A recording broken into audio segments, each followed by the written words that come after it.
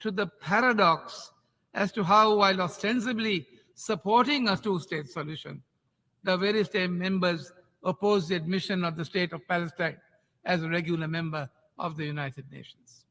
Mr. President, the developments since 7th of October last year have called into question our fundamental humanity as the continued massacre of civilians takes place, with live reports reaching our homes, our workplaces on a daily basis. Mr. President, in your address to the General Assembly on the 8th of April, you very rightly termed the conflict in Gaza as a blight on our common humanity, which is, in the words of the UN Emergency Relief Coordinator Martin Griffiths, he described it as unparalleled in its intensity, brutality, and scope. Mr. President, there are several reasons that can be urged in this August Assembly to support this resolution, which we have done, that we have endorsed in its present form, which would give Palestine an enhanced status and recognition that would necessarily require the stakeholders to give Palestine their long eluded standing in the international community. What is it that Palestine can enjoy more than what they enjoy now? My dear friends, it can enjoy enhanced UN membership, which will allow Palestine to actively participate in global efforts to maintain peace and security. It will ensure sovereignty and equality. You will appreciate that enhanced UN membership ensures that a country is recognized as a member state with recognized rights and responsibilities. It provides access to various resources and assistance programs offered by this organization. It strengthens international relations. Think about it. Being a member of the UN enhances its credibility and legitimacy in the international community. It facilitates enhanced diplomatic relations and opens doors for bilateral and multilateral cooperation, trade, and investment. It helps address global challenges. Enhanced membership will enable Palestine to actively participate in addressing global challenges collectively, such as climate change, poverty, terrorism, human rights violations, and public health crises. It will provide a platform to collaborate with other countries and work towards finding collective solutions. And finally, it will place a demand on Palestine itself to uphold international law and human rights. Enhanced membership signifies, therefore, a commitment, I say, to upholding international law, human rights, and fundamental freedoms, and would allow Palestine to engage in discussions, negotiations, and initiatives at promoting and protecting human rights globally. Mr. President, the time, I say, is therefore ripe for this assembly that has proclaimed with a resounding majority its desire and will that Palestine be granted the status of an enhanced UN membership as envisaged in the resolution that we have now put in place. This assembly has proclaimed its intentions in the clearest of terms, with an overwhelming decision affirming its will to grant the state of Palestine the right of enhanced membership. Mr. President, we cannot tarry over the right of the Palestinian people to participate in the work of this organization on an equal basis with other member states any longer. Mr. President, to remain in the current state of inertia will surely undermine, I say, and put at stake the moral and ethical foundation of the international system based on the UN Charter and the rule of law. It has been accepted that the state of Palestine has fulfilled the requirements in terms of Article 4. It has accepted the UN Charter as a peace-loving state. It is a member of the non-aligned movement, a member of the G77 in China, a member of the Asia-Pacific group of states, as well as other groupings. The delegation of Palestine, Excellencies, participates in the proceedings of this organization day in and day out in the ordinary course of its work. It is not right, we believe, that a single country or a minority group can stand in the way of an overwhelming majority of the international community. So let us today give the people of Palestine the dignity they deserve, and at the same time give humanity the hope that something is right in this world. It is time to act now. Thank you. I thank the distinguished representative of Sri Lanka. I now give the floor to the distinguished representative of Costa Rica.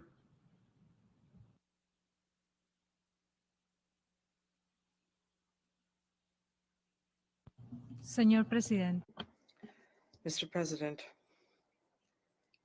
the Palestinian question has remained on the organization's agenda since 1947.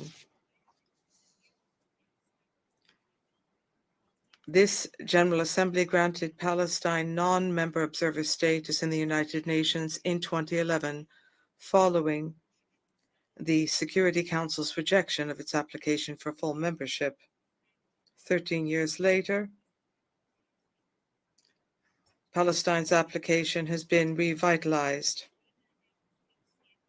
In 2007, Costa Rica recognized the state of Palestine and voted in favor of such a resolution. Our country, which recognized the state of Israel immediately after its proclamation in 1948, established diplomatic relations in 1954, also voted in favor of Israel's admission as a full member of this organization on May 11, 1949. Since 1945, 142 states have joined the United Nations. All of them sought to apply because the UN is an organization that pledges under its charter to represent we, the peoples. At this moment, 144 countries recognize Palestine as a state. The majority of these countries, including many who have not yet done so formally, call for a peaceful resolution of the Israeli-Palestinian conflict through the implementation of the two-state solution pursuant to Resolution 242 of 1967. The two-state solution is the option which meets the long-term security needs of both countries and the legitimate aspirations of their peoples to live in peace, prosperity, and with dignity and security.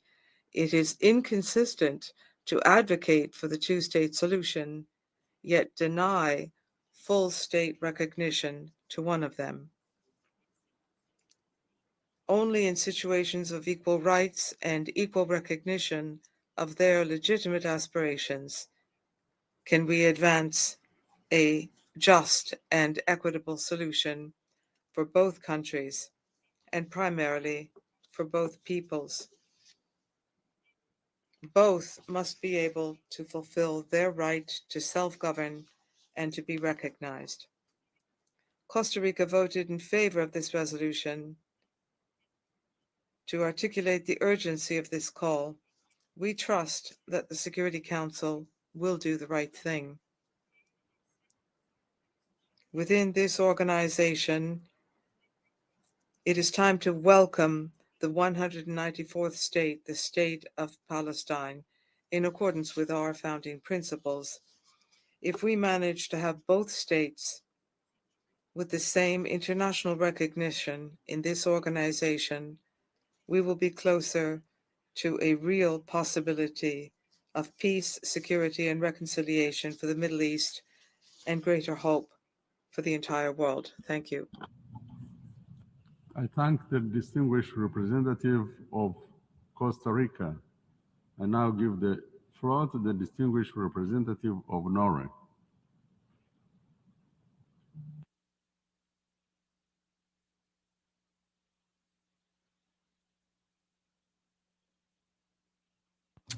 President, Norway strongly supports the Palestinian people's rights and aspirations of statehood in accordance with international law. Palestinian statehood is a condition for the realization of the two-state solution in line with the UN Partition Plan of 1947. It is Norway's long-held conviction that a Palestinian state must comprise the West Bank, including East Jerusalem, and Gaza, and be based on the 1967 borders. Norway has been clear that we are ready to support an application for full membership of the United Nations for Palestine when the issue is brought before the General Assembly. We believe that such a membership would increase the possibility to achieve a political settlement beneficial for both Israelis and Palestinians. We underline that the formal procedure of admission to full membership in the United Nations, according to the UN Charter, will be affected by a decision of the General Assembly upon the recommendation of the Security Council. By co-sponsoring and voting yes to the resolution on membership of the State of Palestine, we have reaffirmed our full support for a just, lasting, and comprehensive peace in the Middle East, and underscored the importance of a much-needed settlement to this conflict. We recall the commitments made by the State of Palestine in this regard, including in its application for UN membership. Although our affirmative vote in favor of the resolution does not prejudge our bilateral recognition of Palestine, an issue which we are actively considering, it is testimony to Norway's strong and unequivocal commitment to the two-state solution. This entails a sovereign, democratic, contiguous, and viable Palestinian state living side by side with the State of Israel in peace within secure and recognized borders. President, after more than 7 months of war, all eyes are now on Rafah. Norway remains deeply concerned about the recent escalation of hostilities in Rafah, which suggests a larger military operation may be imminent. We call on Israeli authorities to halt the operation. The more than 1 million who have sought refuge in Rafah have already fled multiple times from famine, death, and horror. They are now being told to move again, but no place in Gaza is safe. We stress the urgent need to ensure safe, rapid, unimpeded, and sustained humanitarian access to all the people in need in all of Gaza, and that all available crossings into Gaza remain open so that essential supplies, including aid and fuel, can enter Gaza. We mourn with the Palestinians that have fallen victim to this war and their families that desperate are searching for safety and an end to this war. We mourn with the Israeli victims, hostages, and their families. This war has to stop. There is a desperate need for a ceasefire and the immediate release of all remaining hostages. And we must embark on a path to a political solution. President, only a negotiated solution between the parties can bring lasting peace and security for both Palestinian and Israelis, as well as the wider region. We appeal to both sides to build on Friday's decision in a constructive manner and urgently resume comprehensive and good faith negotiations. I thank you. I thank the distinguished representative of Norway. I now give the floor to the distinguished representative of Chile.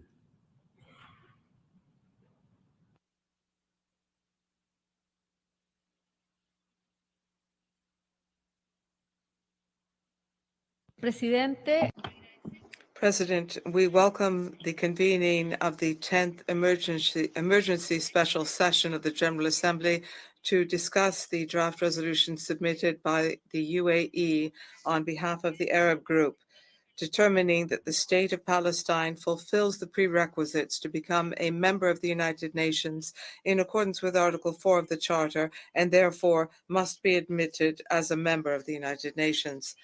Chile endorses the statement made by Uganda on behalf of the non-aligned movement. Similarly, Chile reaffirms its support for the State of Palestine to be admitted as a full-fledged member of the United Nations, and for this reason, we co-sponsored that draft resolution. Since the 7th of October, the majority of members of this organization and also UN authorities have reiterated that no progress towards a two-state solution will be found while there is increased volatility and risk to millions of people in the region. They continue to live under the constant threat of violence, and therefore the admission of the State of Palestine to the United Nations must be addressed urgently. Mr. President, we would like to express yet again Chile's condolences to the families and loved ones of the victims who have died in the conflict choking the Gaza Strip. We are particularly sensitive to the death of innocent women and children, those who have perished in this catastrophe. We underscore the fact that violence is not resolved with more violence, and we extend our deepest solidarity with the wounded. We reiterate the complete support for the dedicated and brave work of the United Nations, its agencies, and particularly UNRWA and its work on the ground. We are saddened as we mourn the loss of the staff of this humanitarian agency in this war. We therefore condemn the attack which took place against the headquarters of this agency on Thursday last week in East Jerusalem. We insist that protecting human life must be our highest priority, and protecting civilians is a key obligation. And therefore, the UN Charter, international law, and international humanitarian law must be respected. Without a doubt, respect for these instruments was violated by the terrorist acts perpetrated by Hamas on the 7th of October and the indiscriminate response by the State of Israel against the people living in the Gaza Strip, which has also impacted the West Bank. Chile has unequivocally condemned actions by Hamas, as well as any other terrorist acts of violence, or hostility against a civilian population. We also call for the immediate and unconditional release of all hostages still in the hands of Hamas, who must guarantee their well-being and proper treatment in accordance with international law. We are concerned at the siege imposed by Israel on Gaza because it has meant that the people there are left without basic needs, including food, water, medicine, fuel. This has led to widespread hunger and disease. We condemn Israel's military offensive against the city of Rafah. The consequences of this military operation can be devastating in many ways and will only delay the achievement of peace. We join in concerns expressed by previous speakers about the discovery of mass graves in the hospitals of Nasser and Al-Shifa and in the neighboring areas in Gaza, where several hundred bodies were found buried, including bodies of women, children, and older persons. We are grateful to the 15 members of the Security Council who were able to arrive at a consensus on Friday the 10th through a press statement. Chile insists on an immediate and permanent ceasefire with a greater influx of humanitarian assistance to Gaza, guaranteeing the full, immediate, safe, unfettered, and sustained access for humanitarian aid. In other words, all obstacles to that assistance must be eliminated, and the use of all available land routes for entry into Gaza must be facilitated. We have seen that the repercussions and ramifications of this conflict in the remainder of the region are of great concern as the violence continues. All of these acts have been condemned by the majority of the international community. We therefore echo the appeal by the Secretary General and the appeals by the heads of various UN agencies to reduce tensions. We encourage the efforts of the Humanitarian Reconstruction Coordinator in Gaza, Ms. Sigrid Kaag, and in her work, and we hope that she will be granted every facility and support as she carries out her tasks. We encourage all parties involved and as well as the international community to continue to work to end this war. This is only possible through diplomatic means and dialogue. We recognize the efforts and the results which friendly countries have achieved to reduce tensions. We underscore the 3 resolutions adopted by the Security Council in an effort to achieve a ceasefire and to provide humanitarian aid. I'm referring to resolutions 2712 and 2720 adopted last year, and in particular, resolution 2728 adopted on March 25th. We recall that all these resolutions of the Council are binding and must be complied with and respected. Mr. President, Chile promotes the two-state solution and the right of Israel and Palestine to live in harmony within internationally recognized and safe borders with full respect for the human rights of all the inhabitants. We make an urgent appeal for full, immediate compliance with the relevant resolutions, supporting the right of the Palestinian people to build a sovereign state that is reflected in GA resolutions 181 and 242 and related resolutions such as Security Council Resolution 2334, which reaffirms that the establishment of settlements by Israel in the occupied Palestinian territory, including East Jerusalem, are illegal and constitute a violation of international law. A priority of Chile's foreign policy has always been to reaffirm a peaceful solution in the Middle East. We have constantly expressed our support for a just and lasting solution in accordance with UN resolutions. We underscore the fact that provisional measures adopted by the ICJ must be complied with by all parties. We recall that Chile, along with Mexico, submitted to the ICC a letter on the situation in Palestine to support the investigation of alleged war crimes and crimes against humanity committed in Gaza, the West Bank, East Jerusalem, and Israel. For Chile, clarifying the facts and the perpetrators, as well as ensuring accountability, are essential in order to put an end to impunity and to prevent the future commission of international crimes. Thank you. I thank the distinguished representative of Chile. I now give the floor to the distinguished representative of Spain.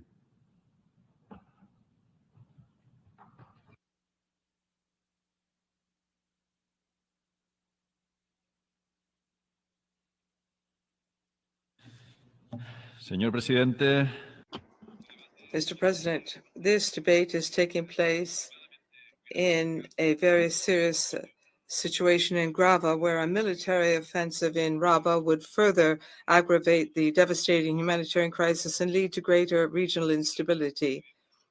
That is something we must avoid, and therefore Spain continues to call for an immediate ceasefire agreement which will allow for the massive and unfettered influx of humanitarian aid to Gaza and the immediate release of all Israeli hostages.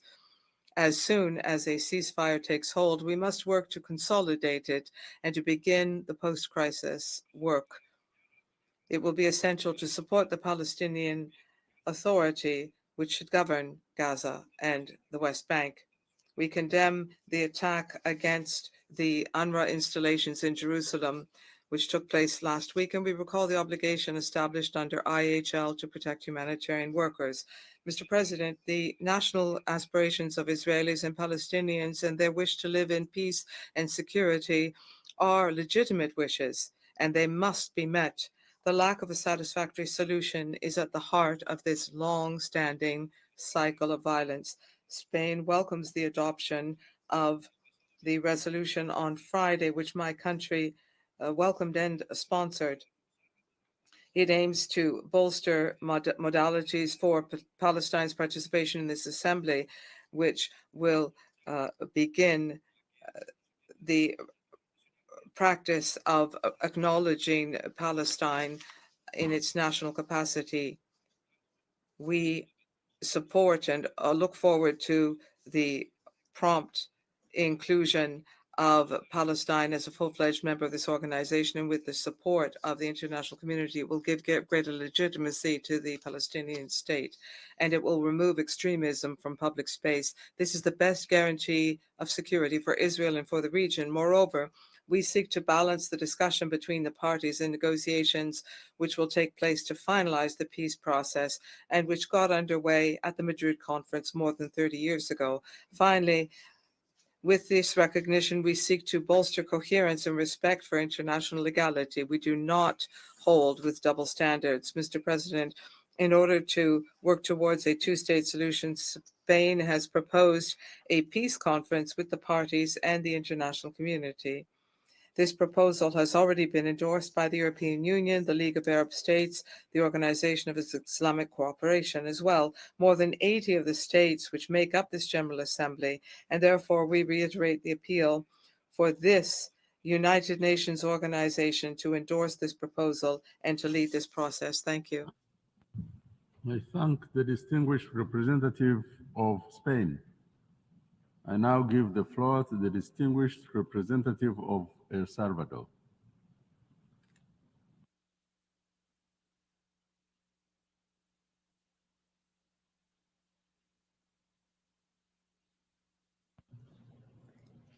Muchas gracias, señor presidente. Thank you very much, Mr. President.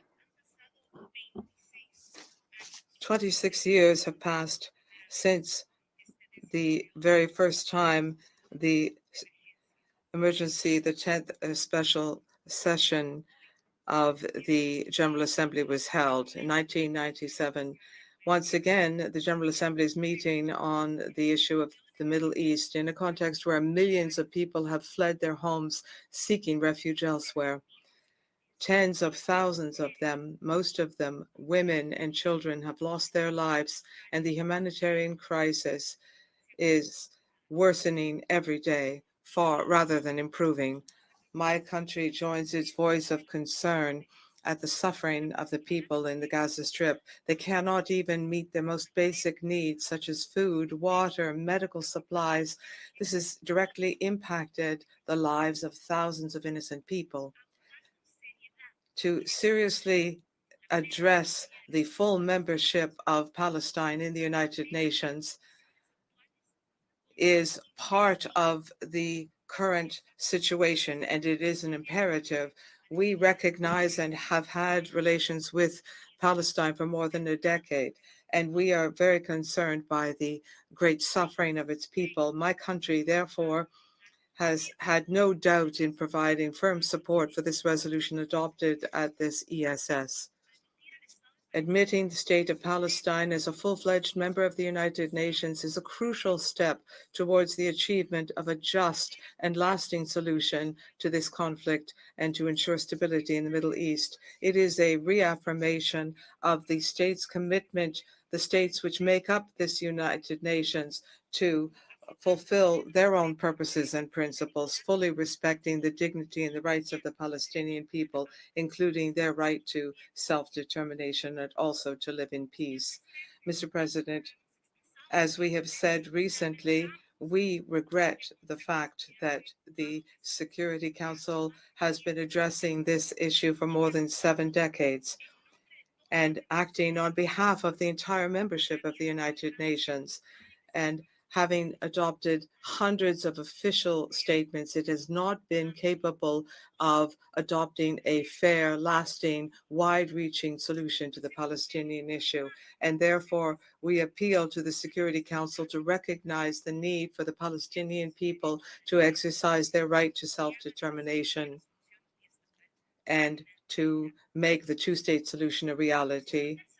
The position of El Salvador has been consistent throughout the years. We will always call for a peaceful and definitive solution to the Middle East issue.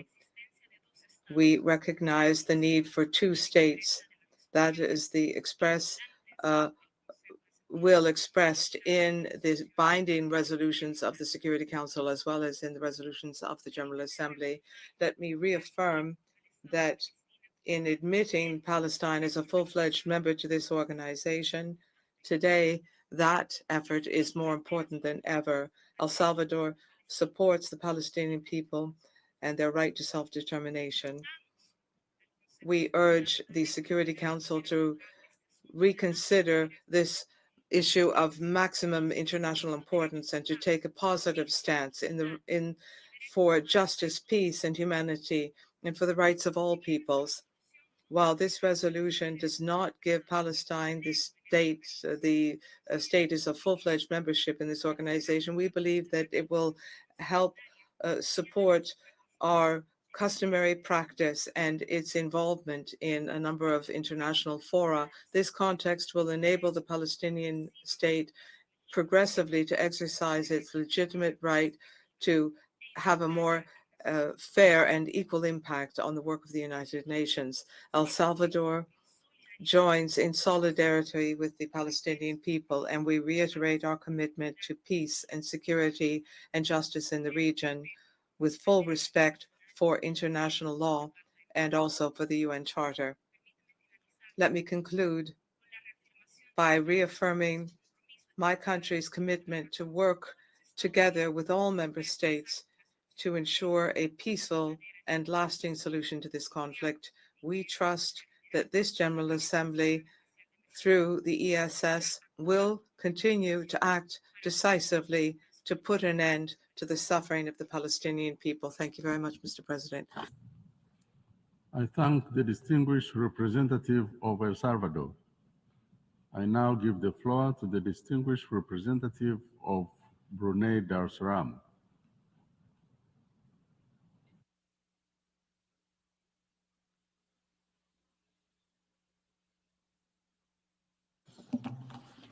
Bismillahirrahmanirrahim. Assalamu alaikum warahmatullahi wabarakatuh. At the outset, Brunei Darussalam aligns itself with the joint statement delivered by Mauritania on behalf of the OIC, as well as the joint statement delivered by Uganda on behalf of the NAM. Mr. President, thank you for convening this 10th Emergency Special Session ESS in light of the recent failure of the UN Security Council in considering the UN membership for the State of Palestine. Brunei Darussalam has consistently advocated for the rights of the Palestinian people and have stood in solidarity with them, recognizing their inalienable rights to self-determination and statehood. We stand firm in our support for the State of Palestine to be accorded permanent membership to the United Nations. We deeply regret that the use of the veto has hampered the realization of a very important resolution, one that would allow for the State of Palestine to be granted a full membership in the UN, as we believe that it would represent a significant stride towards attaining enduring peace in the Middle East. Mr. President, Brunei Darussalam fully supports the resolution that has been tabled at this resumed ESS, and we welcome the adoption of this historic resolution. We must exhaust all efforts to ensure the admission of the State of Palestine as a full-fledged member of the United Nations. Mr. President, Brunei Darussalam unequivocally condemns the occupying powers' military operation in Rafah and subsequent takeover of the Rafah crossing, a vital passage for the delivery of humanitarian aid into the Gaza Strip. This unacceptable move by the occupying power represents a dangerous escalation that has killed more innocent civilians, including women and children, and ignores the international calls to protect the safety and lives of millions of Palestinians seeking refuge in the area. The situation in Palestine is already a humanitarian crisis of profound proportion perpetuated by the occupying powers' continued disregard of international law with impunity. There must be a halt to all the violence, injustice, and oppression by the occupying power against the Palestinians. Mr. President, it is also important to ensure that the root causes of the conflict are resolved to prevent further destabilization and escalation of violence in the region, with the aim to bring about a permanent solution to the conflict. Towards this end, we urge the international community to remain resolute in their commitment to the two-state solution towards achieving an independent state of Palestine based on the pre-1967 borders with East Jerusalem as its capital. I thank you, Mr. President.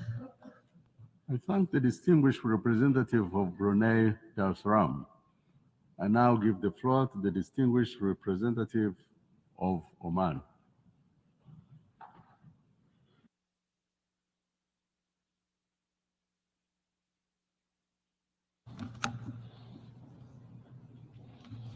شكرا سعادة الرئيس. Thank you, Mr. President. Mr. President, it is a pleasure for me, first and foremost, on behalf of my country, Oman, to thank you for having convened this meeting and this following the failure of the Security Council to grant a full accession of Palestine to the United Nations. In this regard, my country applauds the vote by the General Assembly with an overwhelming majority vote on resolution in favor of the state of Palestine's membership to the United Nations. The global majority has exhorted the Security Council to recognize the state of Palestine. This is a practical way to allow us to implement the two-state solution and to achieve peace in line with resolutions and international law. We fully align ourselves with the statements delivered by the UAE on behalf of the Arab state, as well as the statement delivered by Mauritania on behalf of the OIC and Uganda on behalf of the non-aligned movement. We urge the international community to support the legitimate request of the state of Palestine to full membership at the United Nations, like all other countries in the world. Mr. President, when it comes to the situation on the occupied Palestinian territory, my country is very much concerned in light of the military escalation carried out by the Israeli occupying power, as well as the deaths and war crimes of Palestinian people and Palestinian cities. The military operations that are being carried out by the occupying power in Rafah will have devastating consequences that are liable to expand the conflict and further foment tensions in the region. My country, the Sultanate of Oman, urges the international community to immediately intervene to end this war and to end the barbaric acts being perpetrated by Israel and to respect IHL. Israel has a duty needs to be held accountable. والتي تمثل por la hambruna, por los crímenes de guerra, porque de eso estamos hablando, de crímenes de lesa humanidad. Presidente, mi país considera que la solución al conflicto en Oriente Medio pasa por la creación de un Estado y por la concesión de la condición de miembro de pleno derecho. Se trata de un elemento estratégico y necesario. Es algo que pide toda la comunidad internacional. Por la admisión de Palestina como miembro de pleno derecho en las Naciones Unidas.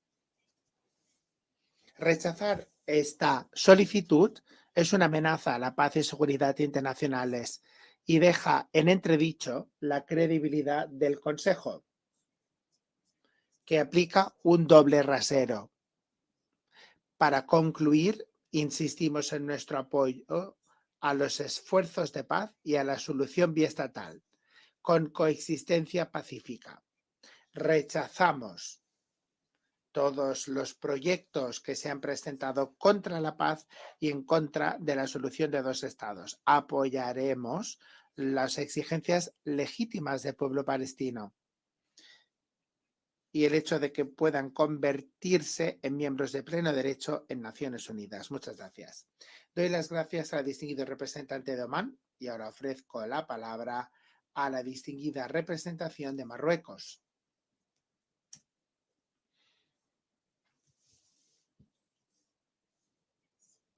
Muchas gracias, señor presidente. Quiero dar las gracias al presidente de la Asamblea General que se ha hecho eco de las solicitudes de los países árabes e islámicos para Emergency special session. We applaud the adoption by the General Assembly of the resolution which calls for the granting of full membership to Palestine and which calls upon the Security Council to reconsider this matter and which grants further rights to Palestine within our organization, the United Nations. We were among the first countries to co-sponsor this resolution. This resolution is a critical step in term and when it comes to the accession of Palestine to full membership and its full membership at the United Nations is a step towards the two-state solution.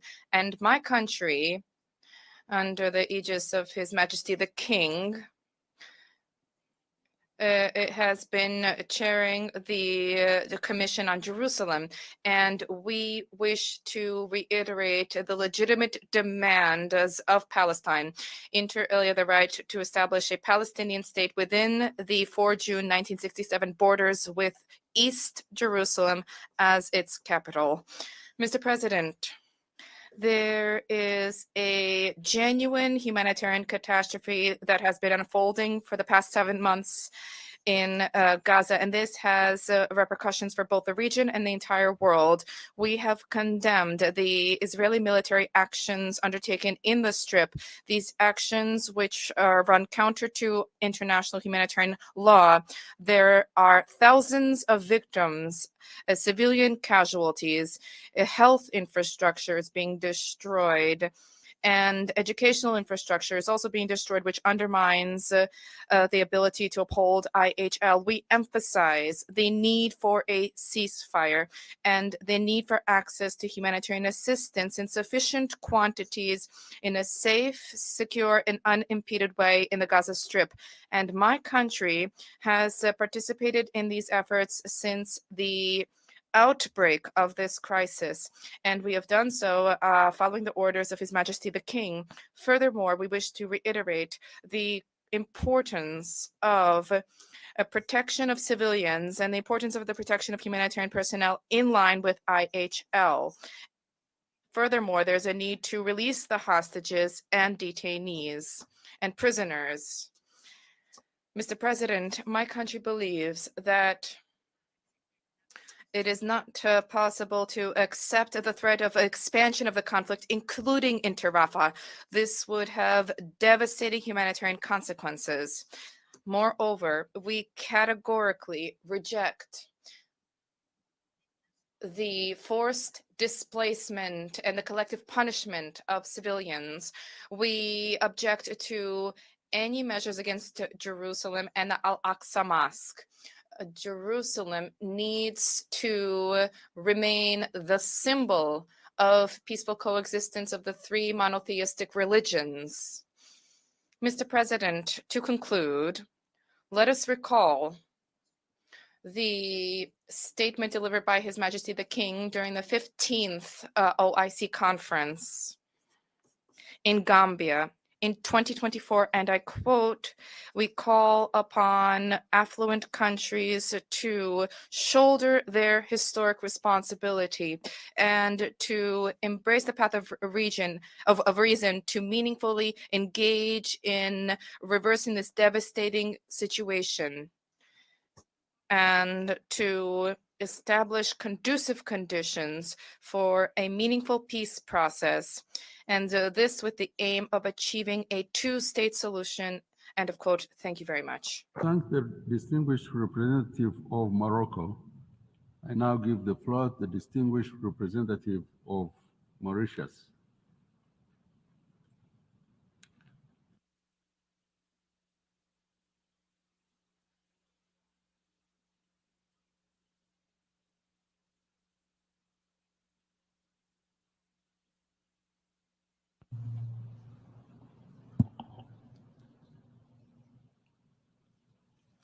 Mr. President, Mauritius welcomes the adoption of the General Assembly resolution declaring that Palestine is qualified for full membership and therefore should be admitted in the United Nations.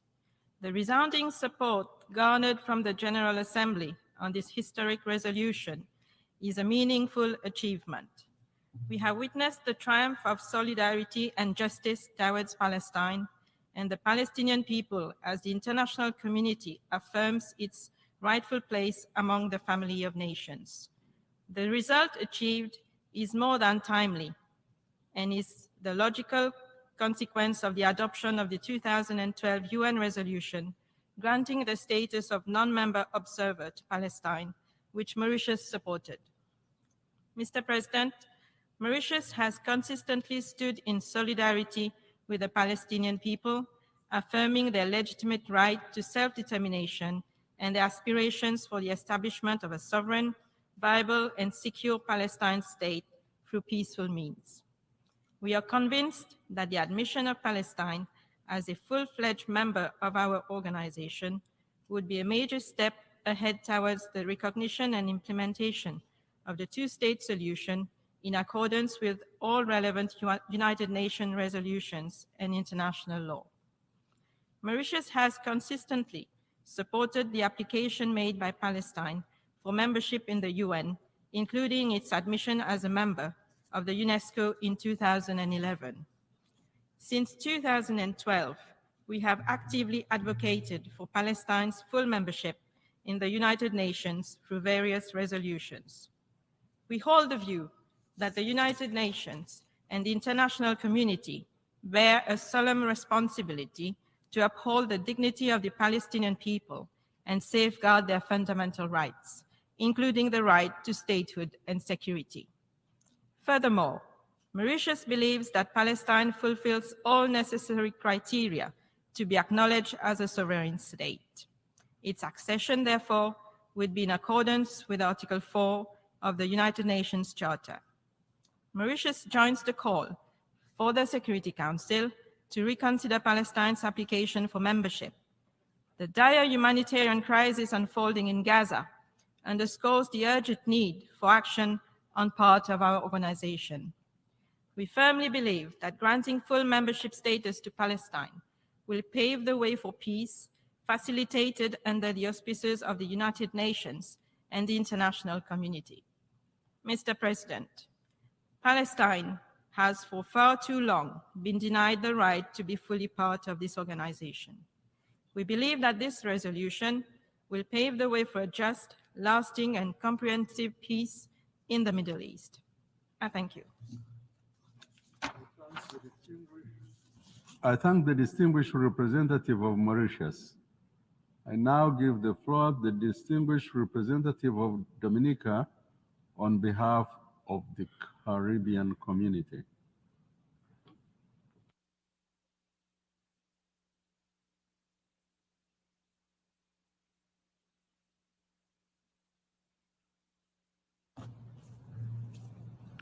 Mr. President, Excellencies, colleagues, I have the honor to take the floor on behalf of the 14 member states of the Caribbean community. On this historic occasion, CARICOM affirmed our collective support for this important General Assembly resolution. We did so because CARICOM recognizes the right of the Palestinian people to their own state, and because we believe this state is entitled to take its rightful place here in the United Nations. This position is in keeping with relevant resolutions adopted by this General Assembly.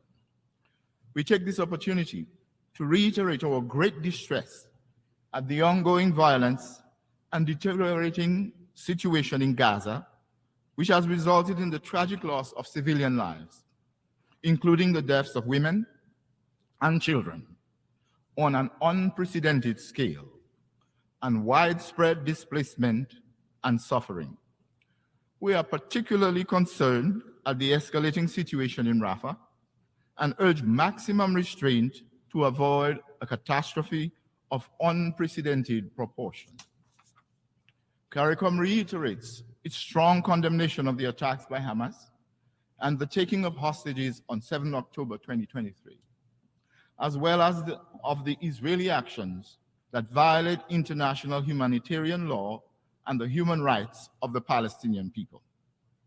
In this regard, CARICOM urges an immediate and unconditional ceasefire in Gaza and safe and unimpeded access for the delivery of adequate and sustained humanitarian assistance. We strongly advocate full compliance with the rule of law and therefore call for the unconditional release of all hostages. We further call for the release of all those illegally detained. CARICOM reaffirms its unwavering commitment to a holistic roadmap towards a two-state solution. In keeping with the United Nations Security Council, Resolution 242, as the only viable path to peace between Israelis and Palestinians.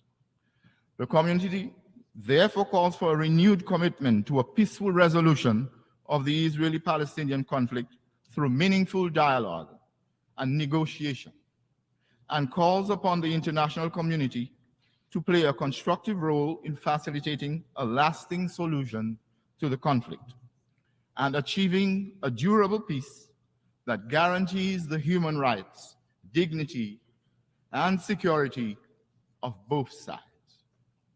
I thank you.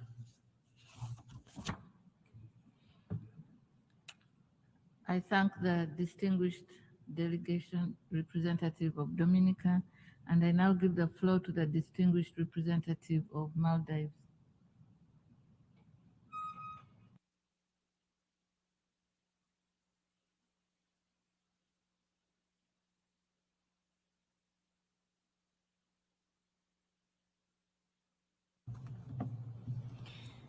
Thank you, Madam President. I thank you for resuming the 10th Emergency Special Session of the General Assembly. The United Nations was founded on the principles of supporting the rights of all peoples to determine their own political, economic, and social destinies.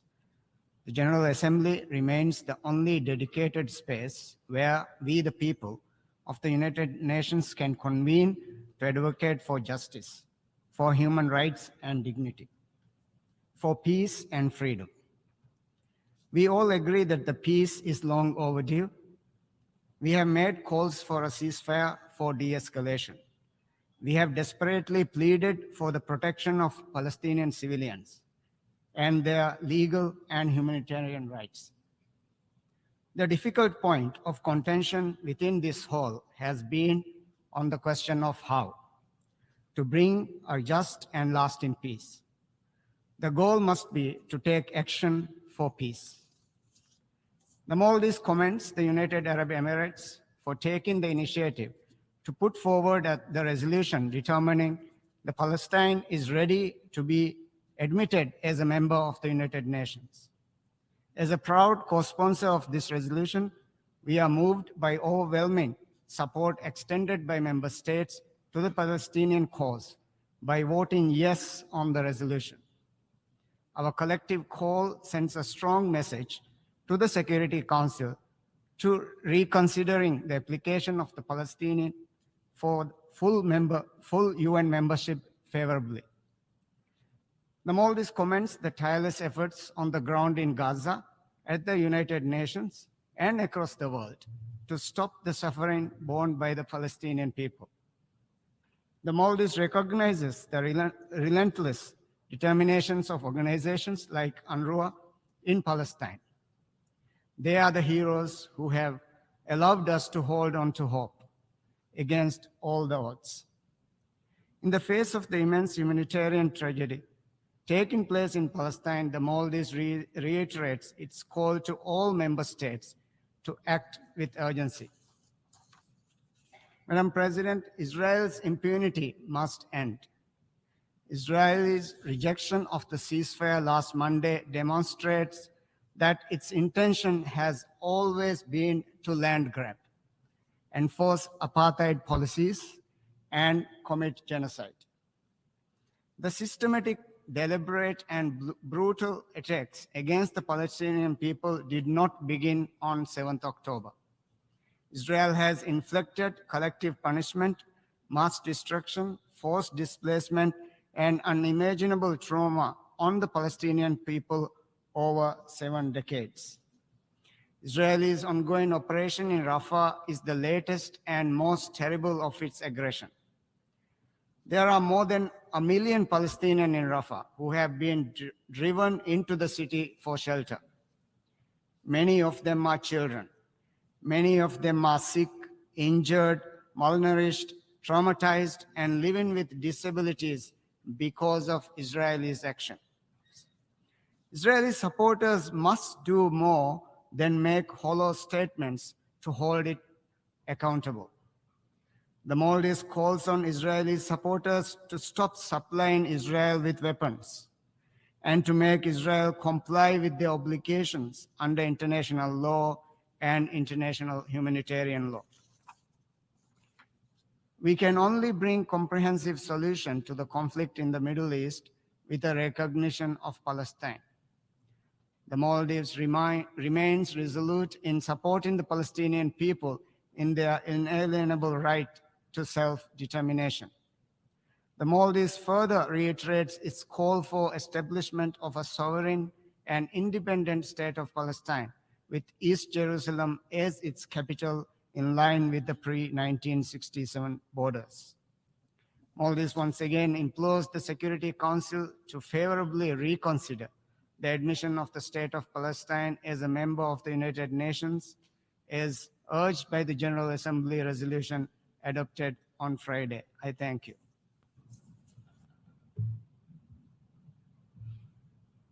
I thank the distinguished representative of Maldives, and I now give the floor to the distinguished representative of Vietnam.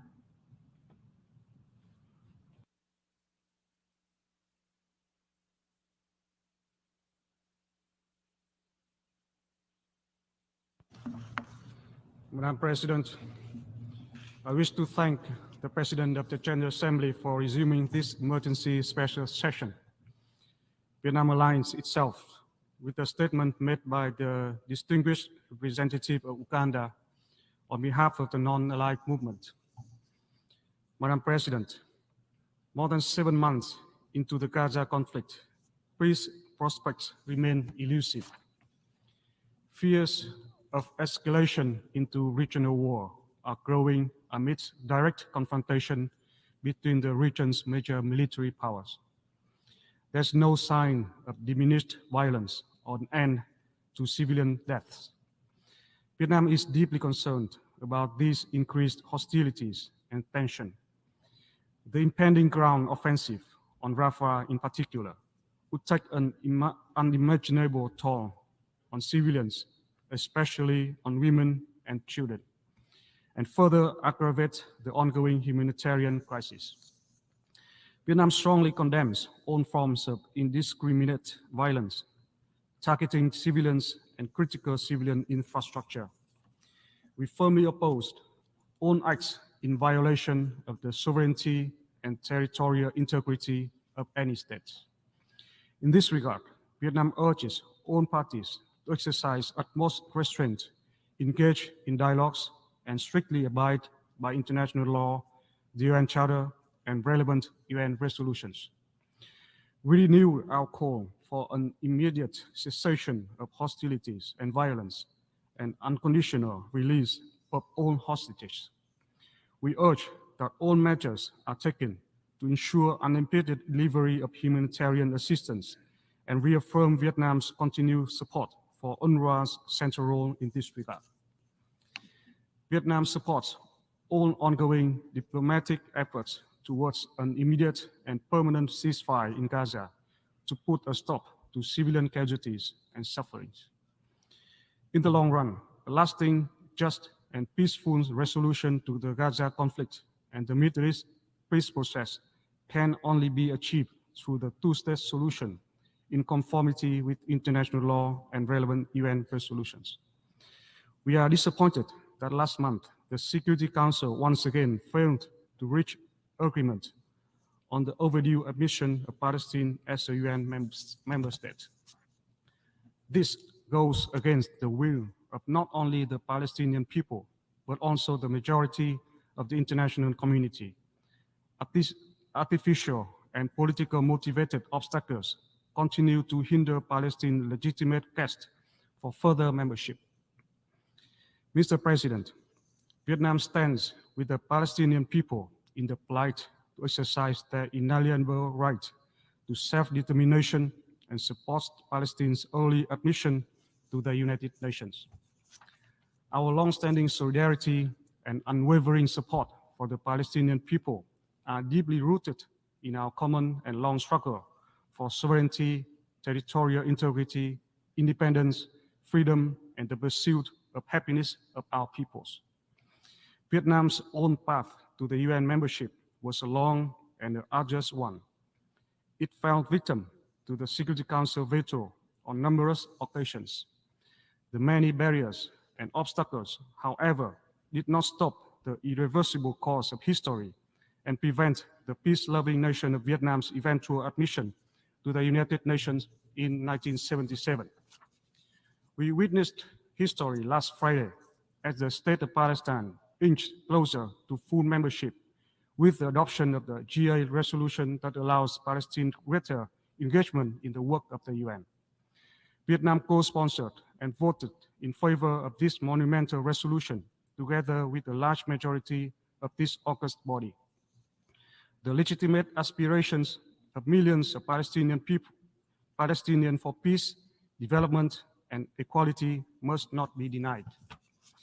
Palestine admission to the UN as a full member would be the most conducive to the two-state solution, as it lays the ground for meaningful negotiations between the parties on an equal footing. And that would be an important step towards achieving sustainable peace and stability in the Middle East and beyond. I thank you, Madam President.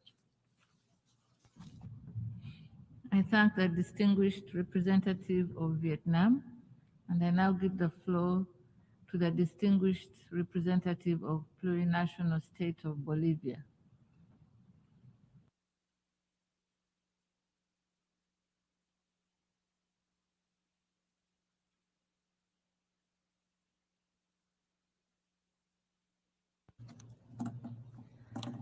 Muchas gracias. Thank you very much, Madam President. I'd like to begin by thanking you for convening this meeting to address one of the most important priority issues at the United Nations so that finally we will see the light at the end of the tunnel for the Palestinian people. At the same time, I thank the UAE for introducing the draft resolution on admitting new members to the United Nations on behalf of the Arab group. And we endorse the statements made on Friday by the Republic of Uganda on behalf of the Non-Aligned Movement and the Bolivarian Republic of Venezuela on behalf of the Group of Friends in Defense of the UN Charter. Madam President, words and discourse are always insufficient in the face of violence, bloodshed, and atrocious attacks against the Palestinian people. They have reached absolutely inhuman levels, causing unimaginable suffering for children, women, the elderly, and innocent people. All they wish is to live in peace and freedom. Israel, the occupying power, since the 7th of October, has not stopped for 1 second in its shelling and attacks against innocent Palestinian people.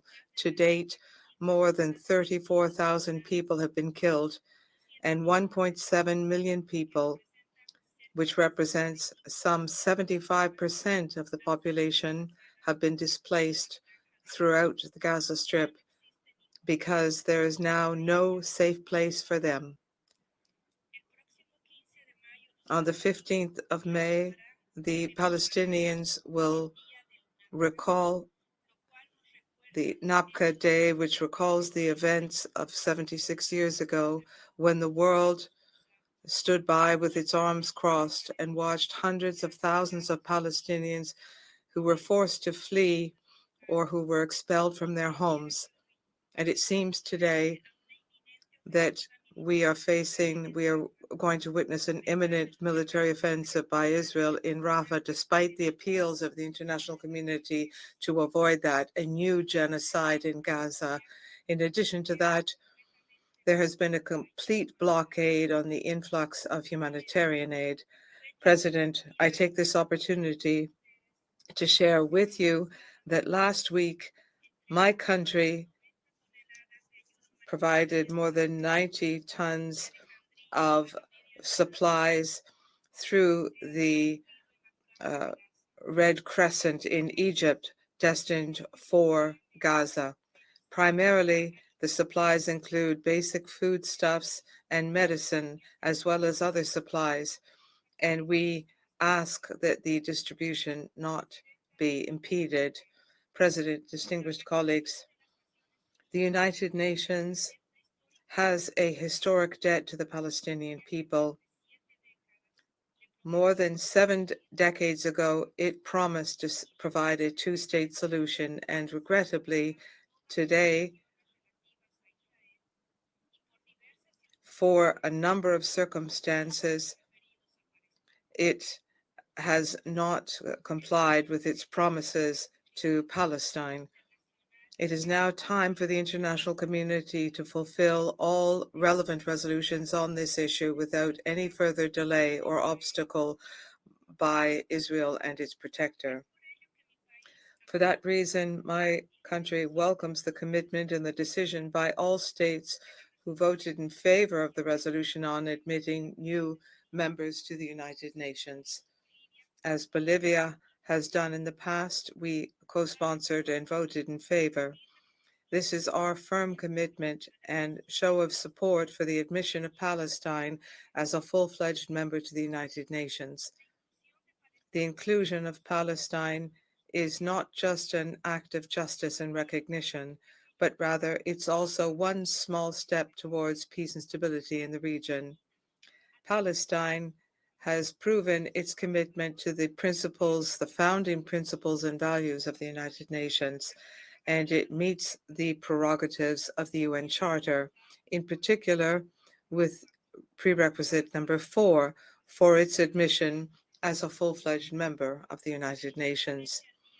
Moreover, today, 143 member states of the United Nations recognize Palestine as a sovereign and independent state, exercising its rights and shouldering its responsibilities.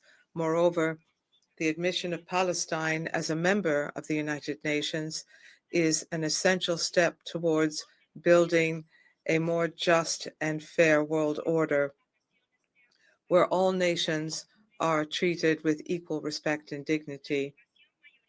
The majority approval for the resolution is proof of majority consensus, and therefore the Security Council must immediately reconsider in a positive light this proposal in view of the fact that the ICJ decision of the 28th of May of 1948 and in strict compliance with Article 4 of the UN Charter. We should not take any steps back. Today, Palestine needs solidarity and cooperation from the world.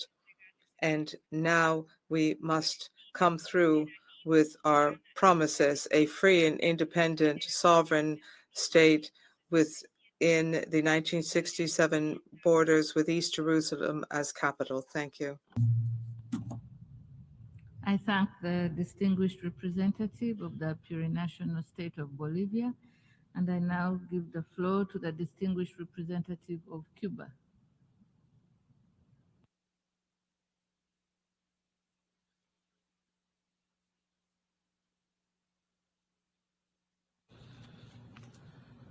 Señora Presidenta. Madam President, we support the resumption of this 10th ESS of the General Assembly.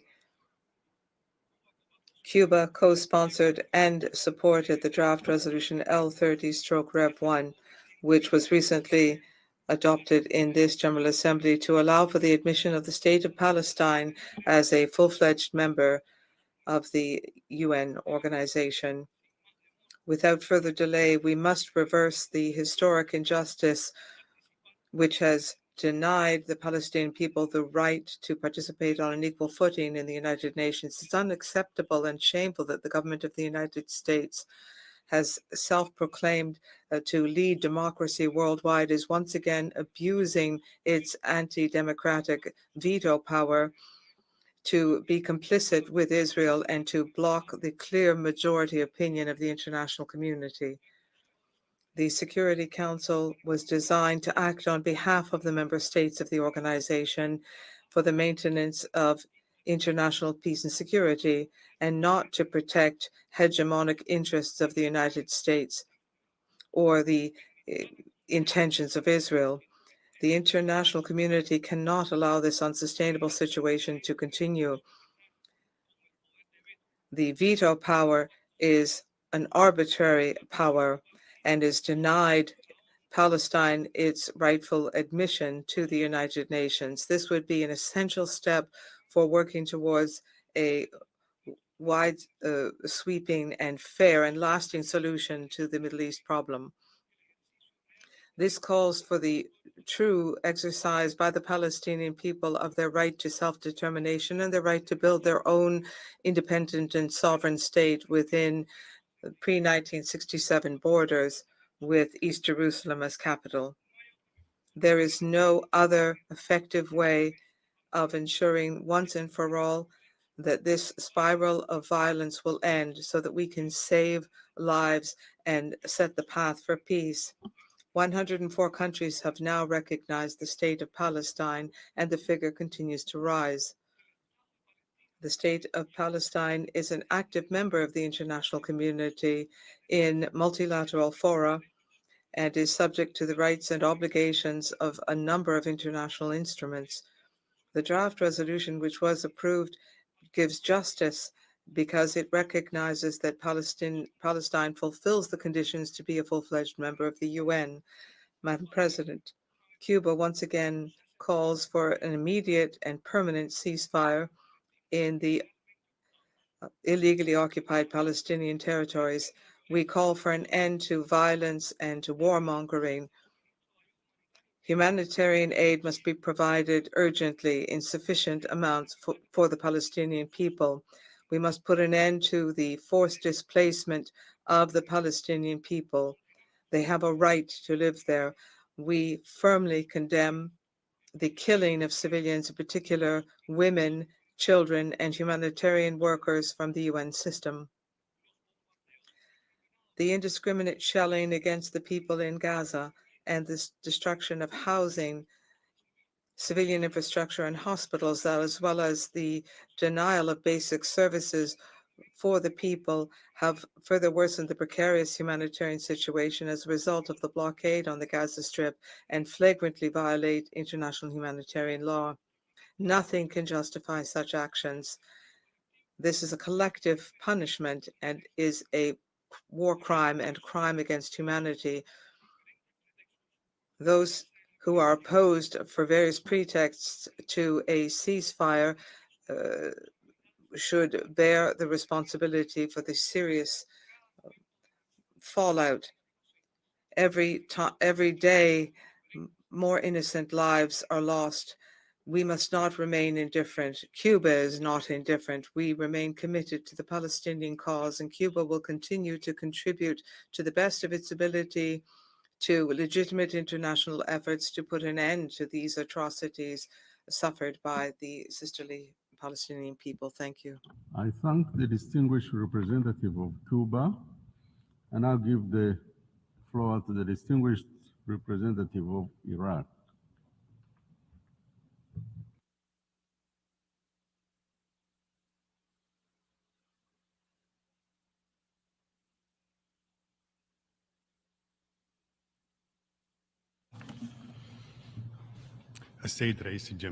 Mr. President of the General Assembly, Excellencies, ladies and gentlemen, allow me to express my deep thanks to you as you continue to facilitate this 10th emergency special session, which reflects our legitimate demands and reflects our visions to you and to the international community regarding the Palestinian question.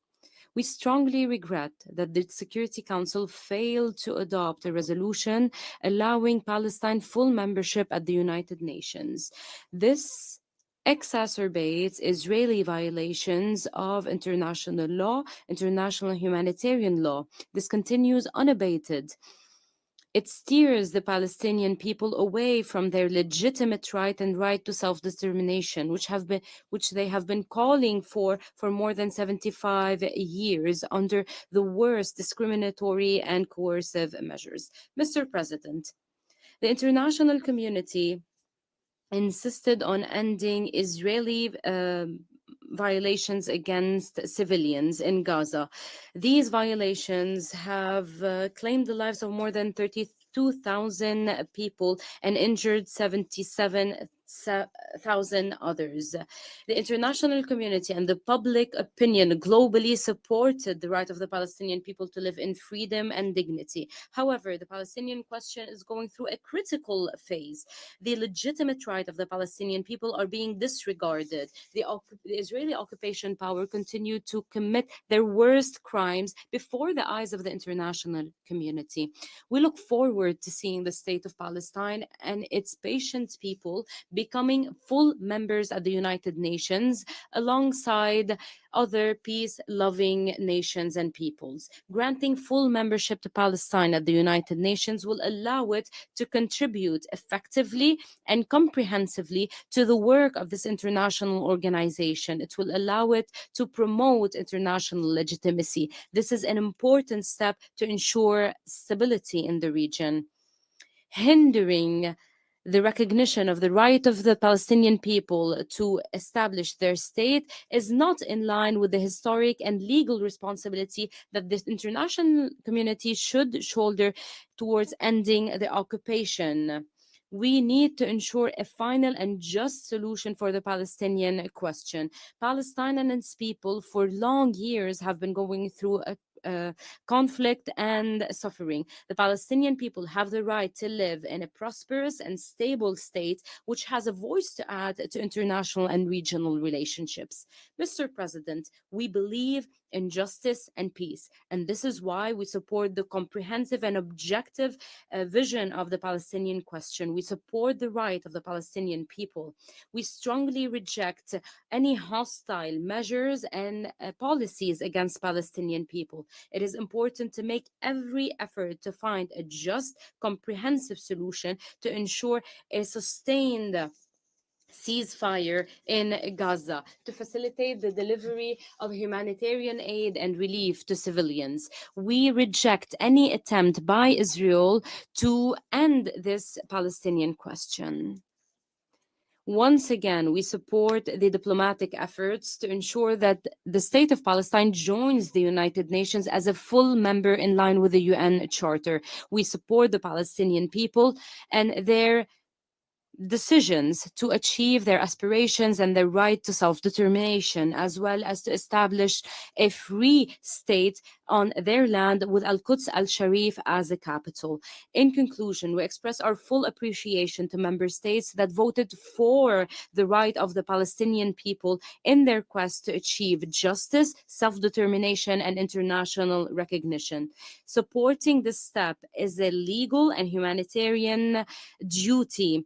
It reflects the global will to achieve justice and equity to ensure the legitimate right of the Palestinian people. It affirms that we are committed to justice and equality. In conclusion, we will continue to support the just Palestinian question in all international fora. We co-sponsored the resolution because we are fully aware that it is legitimate. We stress that we disassociate ourselves from some expressions and terms in the resolution because they do not go in line with Iraqi national legislations. Thank you. I thank the distinguished representative of Iraq. I now give the floor to the distinguished representative of Malta.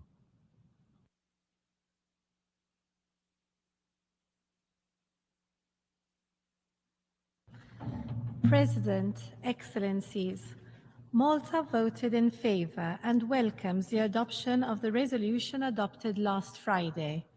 This is a positive and hopeful development that enhances the status and provides additional rights and privileges as outlined in the resolution to the observer state of Palestine. The General Assembly has spoken loudly and clearly. It has determined that Palestine qualifies for membership in the United Nations.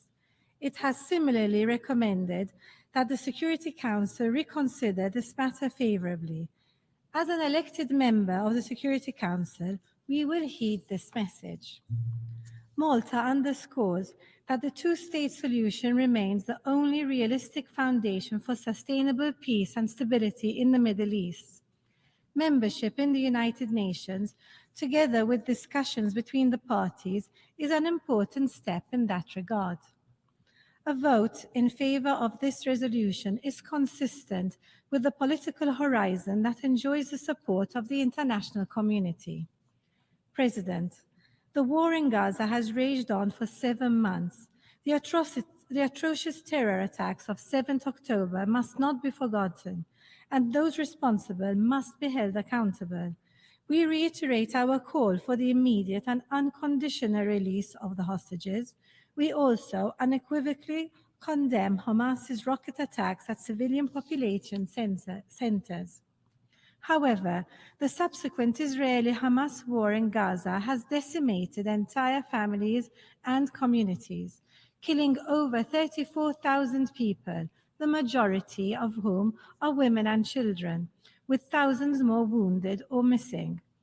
Equally concerning are the renewed fighting in the north of Gaza, the effective dismantling of the healthcare system, and the ever-looming threat of famine.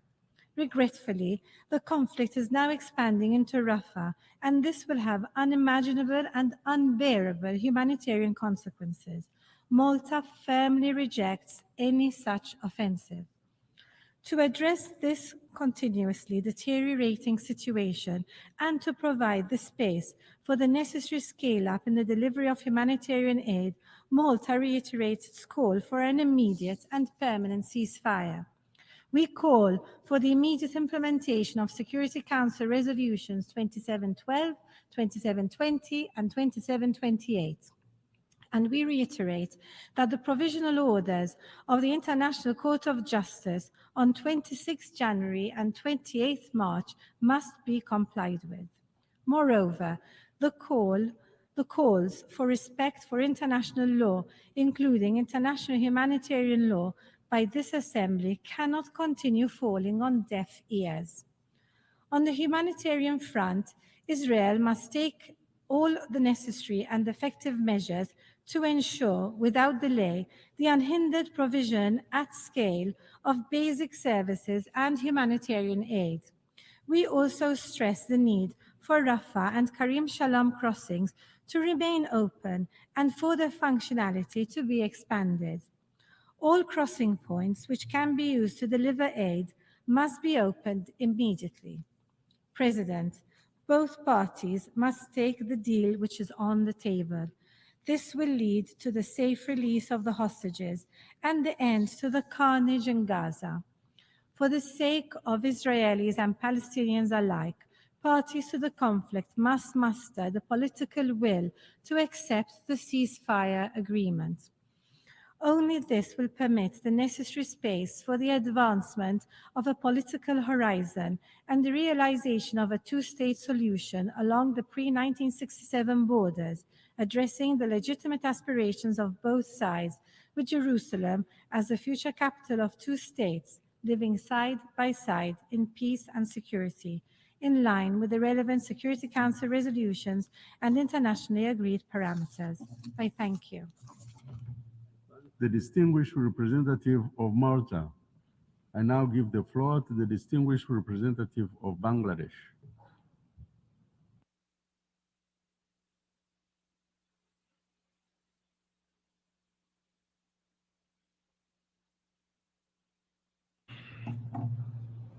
Mr. President, I thank the President of the General Assembly for resumption of the plenary meeting of the 10th Emergency Special of the General Assembly. Bangladesh aligns itself with the statements delivered by Mauritania on behalf of the OIC Group and Uganda on behalf of non-aligned movements. Mr. President, once again, we are meeting in this August Assembly, where majority of the members of the United Nations have been reiterating their urge and demand to stop atrocities and genocide in Gaza and the occupied Palestinian territory by bringing an end to Israeli occupation and apartheid. This assembly voted for immediate ceasefire.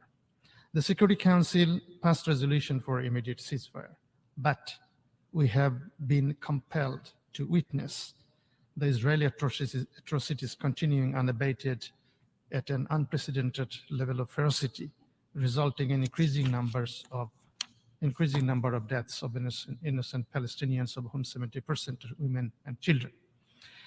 Mr. President, for decades, a member of the United Nations has been, in fact, allowed to commit genocide and atrocity crimes. For decades, breaches and violations of international law, including humanitarian and human rights law, continued. Countless resolutions of the United Nations failed to bring an end to the genocide and war crimes.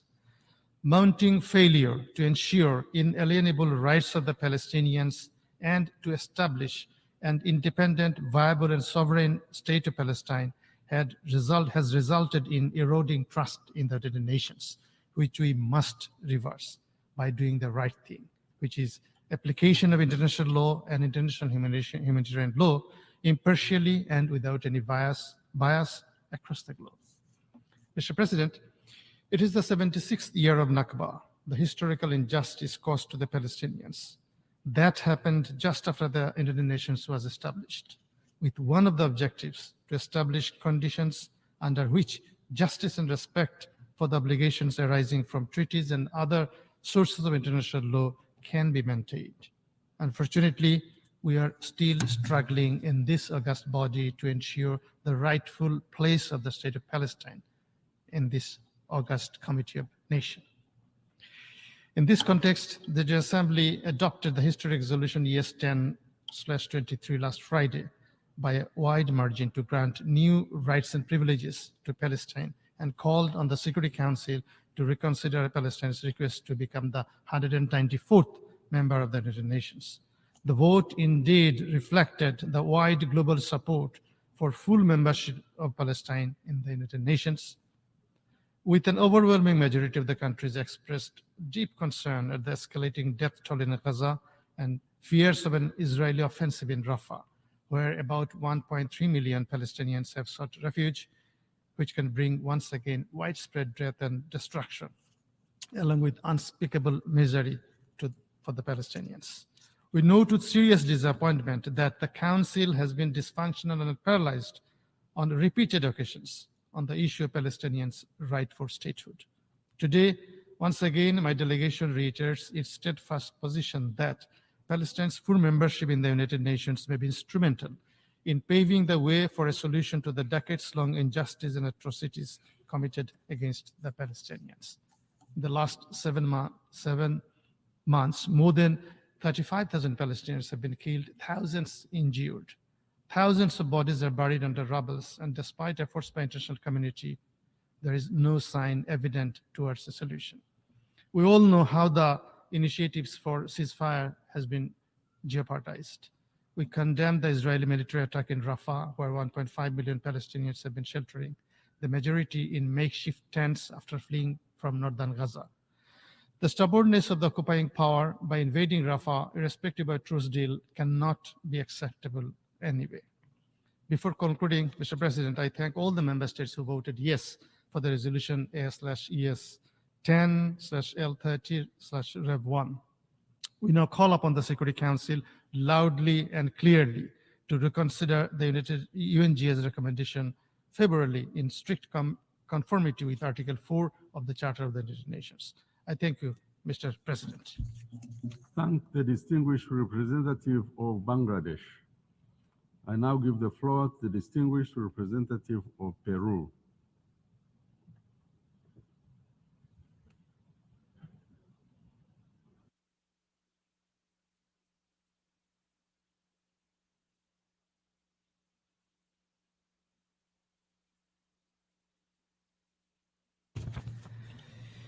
Señor presidente, los pesimistas Mr. President, pessimists say that it is pointless to call on reason when those who make the decisions want to be wrong.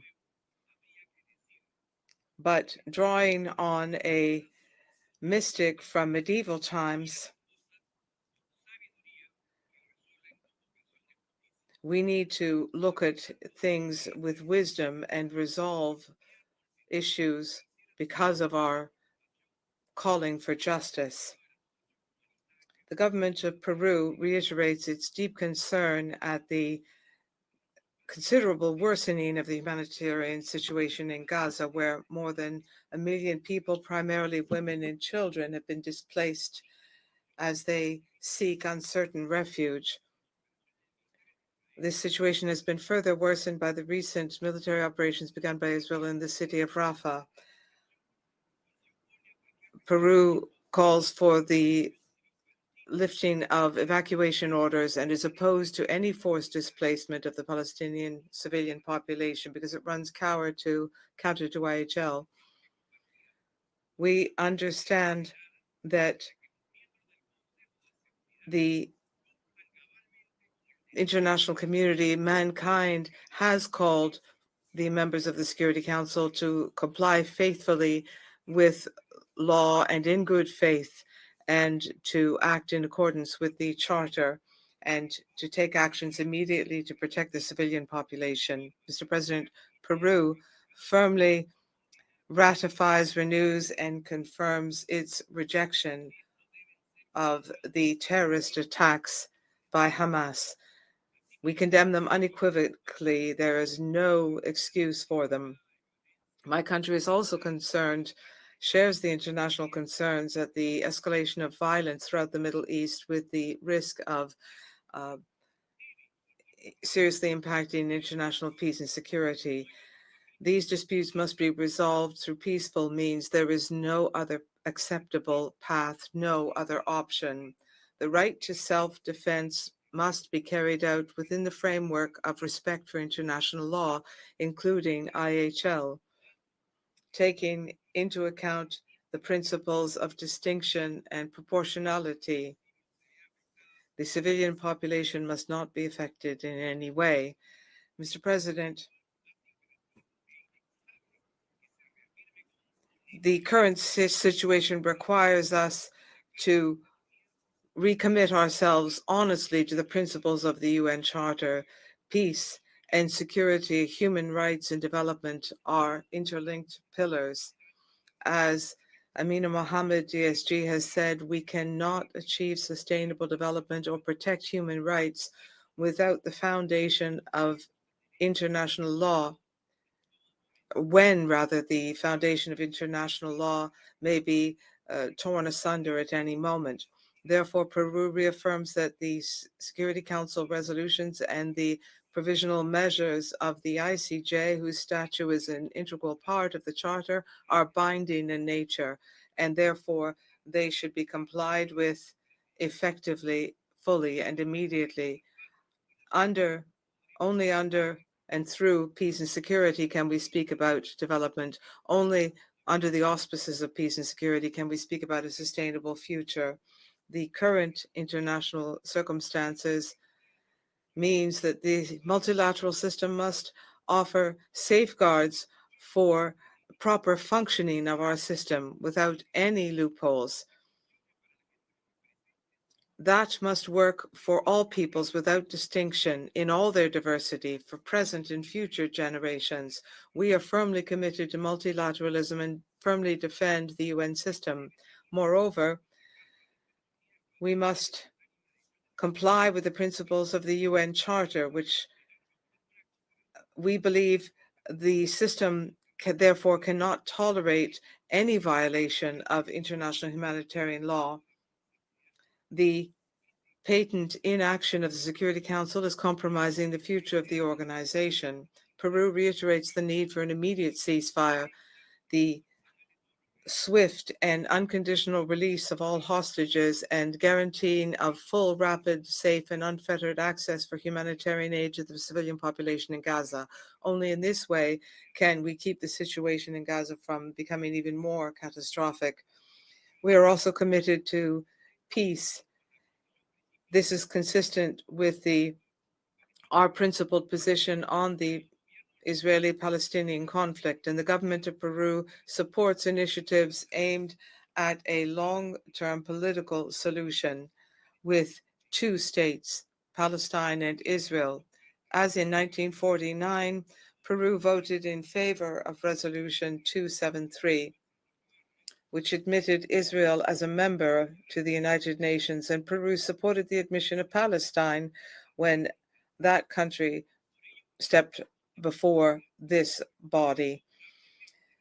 Therefore, we urge the Security Council to positively reconsider the request for the admission of the Palestinian state as a full-fledged member to the United Nations. The resolution we adopted on Friday is a step in the right direction. Peru, therefore, co-sponsored it and voted in favor of it with full knowledge of the facts. May the words of all of us here in this great hall not fall on deaf ears. We must hear the voice of peace. Thank you. Thank the distinguished representative of Peru. I now give the floor to the distinguished representative of Sierra Leone.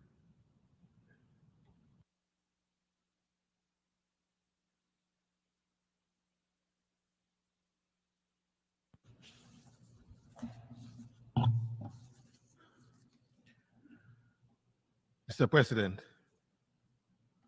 when Sierra Leone explained its position on the vote on the draft resolution S/2024/312 at the Security Council on April 18th, which would have recommended the granting of full membership status for the State of Palestine at the United Nations, we paraphrased Martin Luther King Jr. and stated that the State of Palestine's membership may have been delayed, as often in episodes of injustice. But as the arc of the moral universe may be long, but bends towards justice, Palestine's UN membership cannot be denied. The convening of the General Assembly on this issue lends credence to the bending of the arc of the moral universe towards justice. We therefore thank the President of the General Assembly for convening the 10th resumed emergency special session of the Assembly at the request of the chairs of the Arab Group, the Non-Aligned Movement, and the Organization of Islamic Cooperation, pursuant to Resolution ES 10/22. Our debate is being held in the context of the ongoing hostilities in the Gaza Strip and the failure of the Security Council to recommend the admission of the State of Palestine as a member of the United Nations, owing to the non-concurring vote of one permanent member of the Council.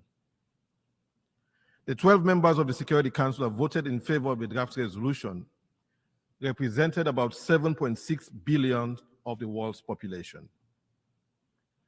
At this representative assembly, we take the opportunity to restate our position that we consider the State of Palestine's request for membership as legitimate, and we believe it could create a pathway to a political horizon founded on the principles of a two-state solution based on the UN General Assembly and Security Council resolutions adopted on the question of Palestine, beginning with Resolution 181, which recommends an independent Jewish state and an independent Arab state, and in line with Article 4.1 of the United Nations Charter.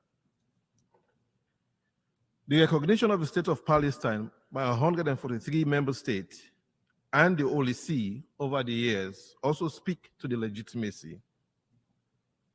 We restate that our support for the application for UN membership is in line with the requirement of Article 4 of the UN Charter, the applicable rules of procedure both of the General Assembly and the Security Council, and the guidance provided by the International Court of Justice in its 28 May 1948 advisory opinion on the conditions of admission of a state to membership in the United Nations.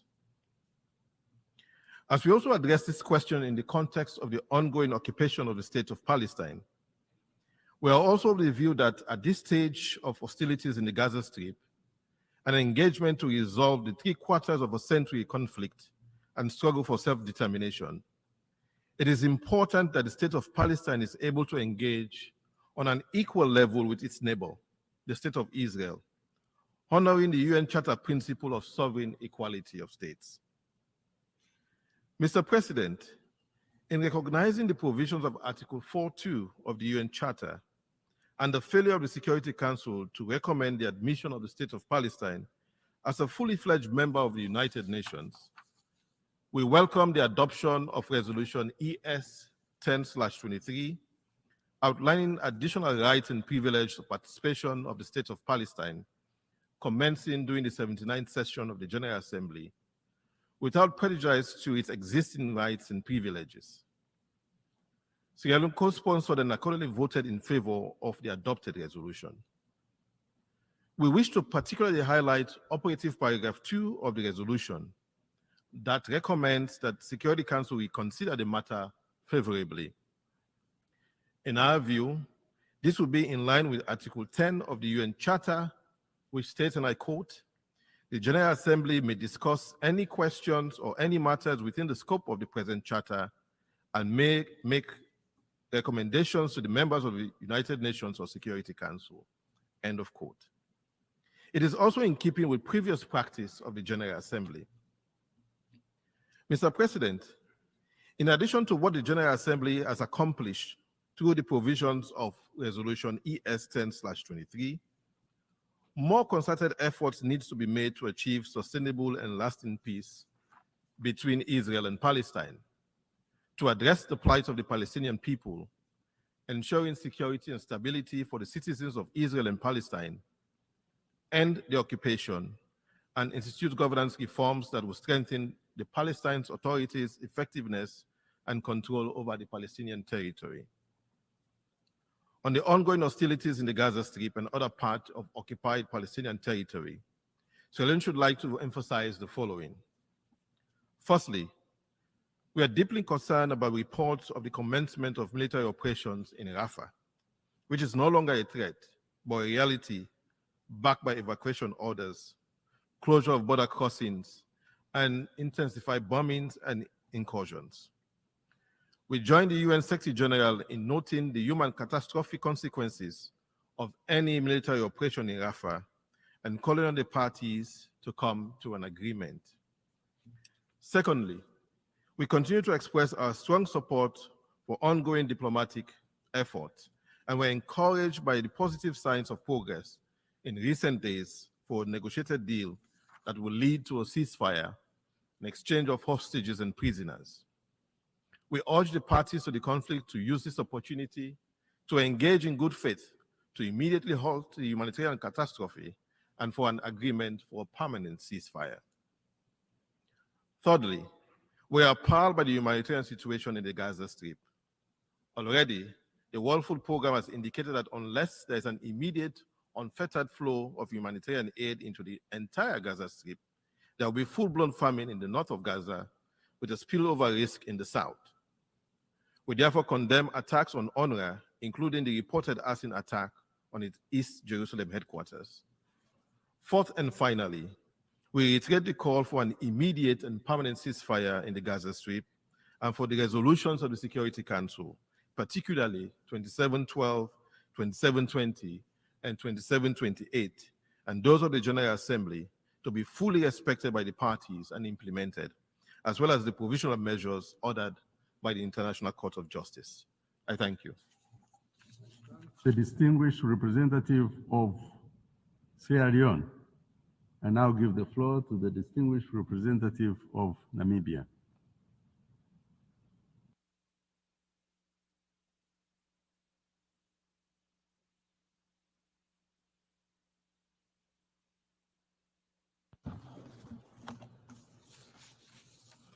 Mr. President, My delegation aligns with the statement delivered by the Republic of Uganda on behalf of the non-aligned movement, and I make additional remarks in my national capacity. The significance of the vote undertaken by this august assembly resonates deeply with the Republic of Namibia. In November 1988, Namibia formally recognized the State of Palestine. Our joint history, however, predates this formal recognition, as we together shared bitter struggles in our common endeavor to shake off shackles of colonialism and injustice and be recognized as free and independent nations whose peoples have the right to determine their futures. Namibia places a high premium on the recognition of the State of Palestine as a sovereign and independent state, as we regard recognition as a meaningful step to support the Middle East peace process.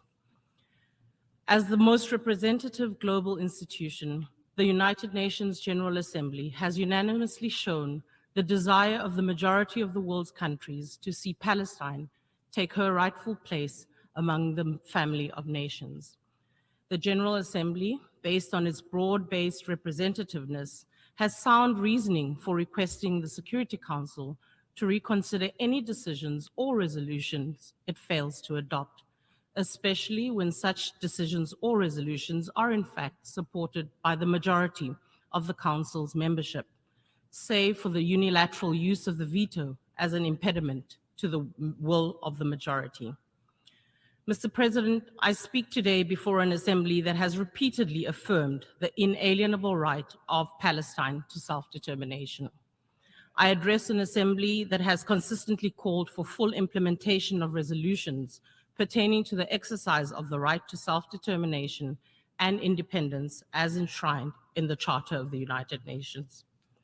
Mr. President, today I specifically recall Resolution 37/43, which I quote, reaffirms the inalienable right of the Namibian people, the Palestinian people, and all peoples under foreign and colonial domination to self-determination, national independence, territorial integrity, national unity, and sovereignty without outside interference, end quote.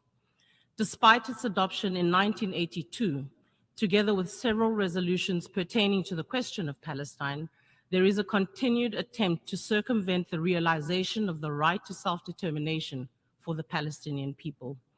Indeed, as shared by Minister Riyad Mansour, permanent observer of the State of Palestine on Friday, 10 May 2024, the fate of the Palestinian people is not occupation, colonialism, and death. Even in the face of continued grave injustices, the moral standard for this organization is the United Nations Charter, which remains our North Star.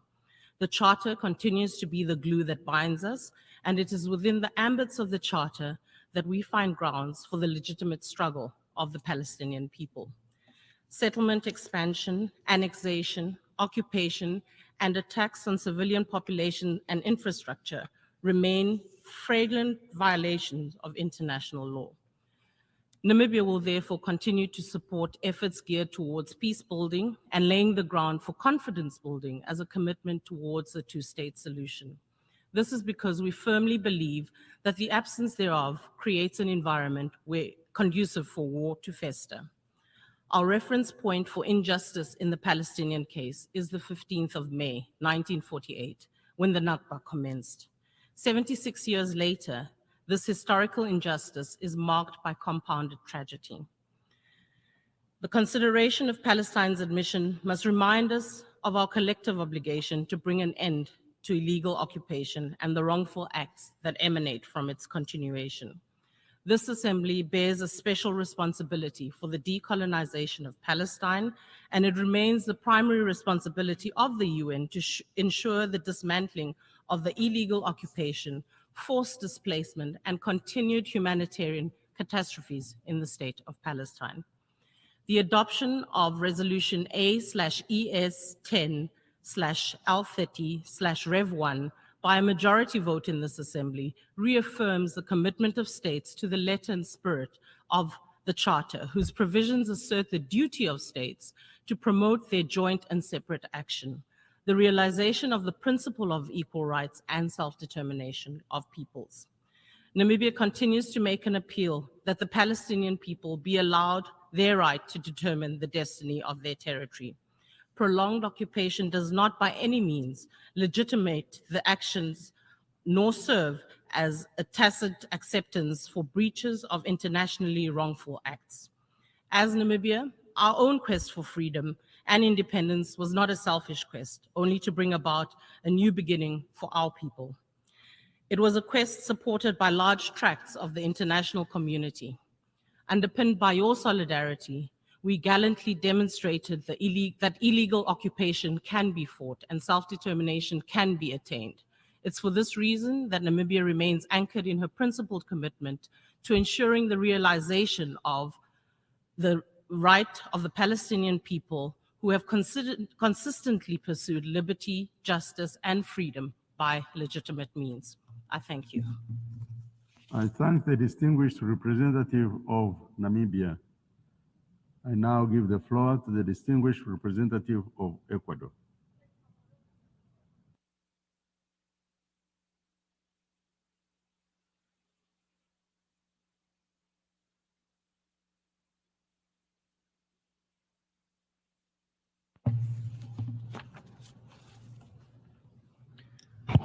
Gracias, señor presidente.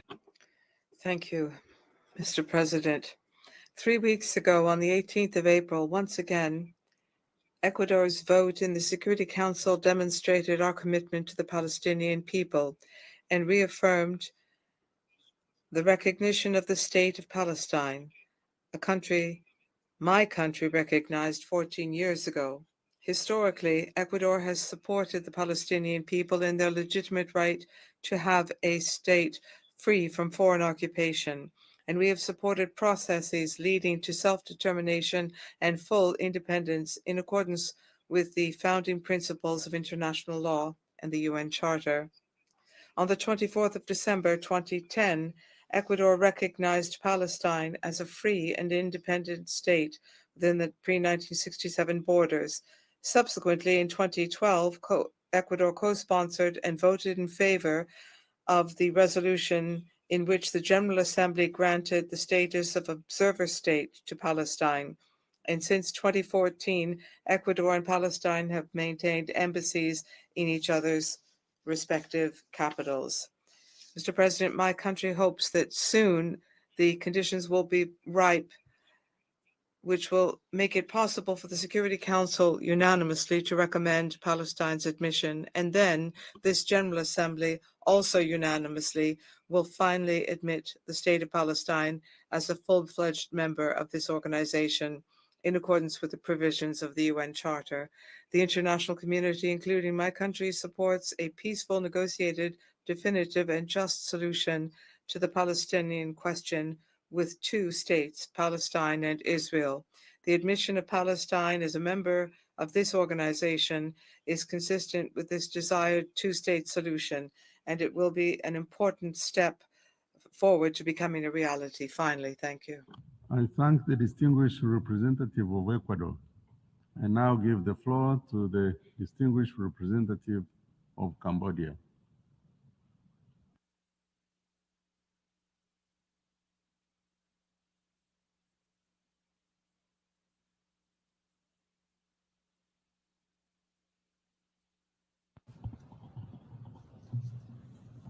Mr. President, Excellency, distinguished delegate, my delegation stands firmly behind the General Assembly, the most representative body of the United Nations, in exercising its duty for the maintenance of global peace and security, as well as for ensuring that all nations and peoples can equally exercise their legitimate rights to self-determination.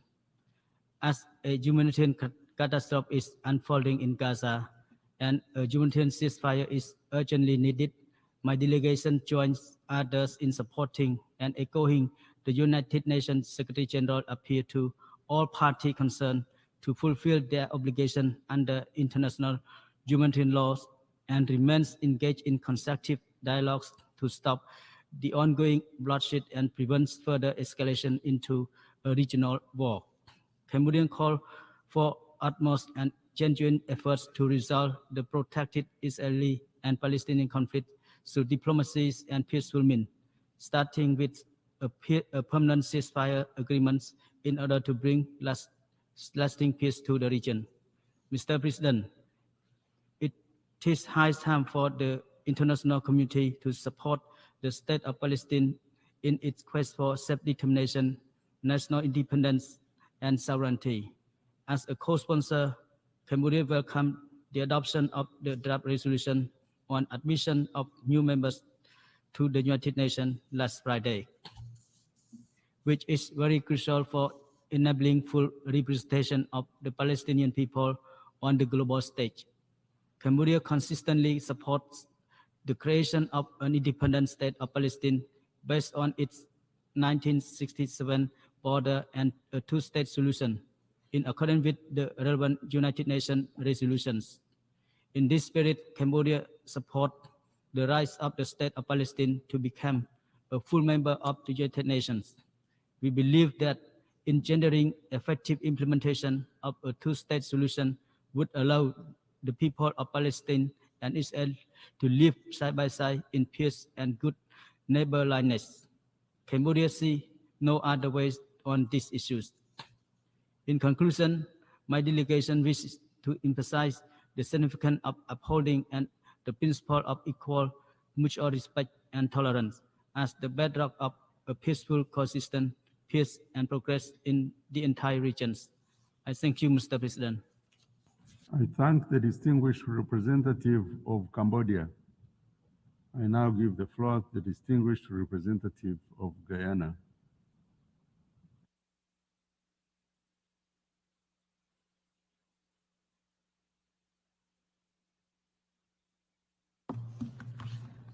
Mr. President, Guyana aligns itself with the statements delivered by the distinguished representatives of Mauritania and Uganda on behalf of the Organization of Islamic Cooperation and the Non-Aligned Movement, respectively.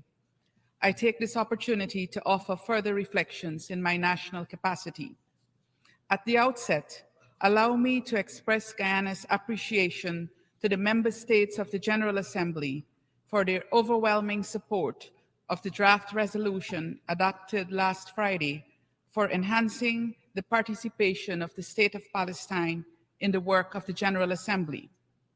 We had hoped that the General Assembly would have adopted a resolution admitting Palestine into membership of the United Nations, and regret that the requisite political will garnered in the Security Council to make it possible was stymied by the use of the veto.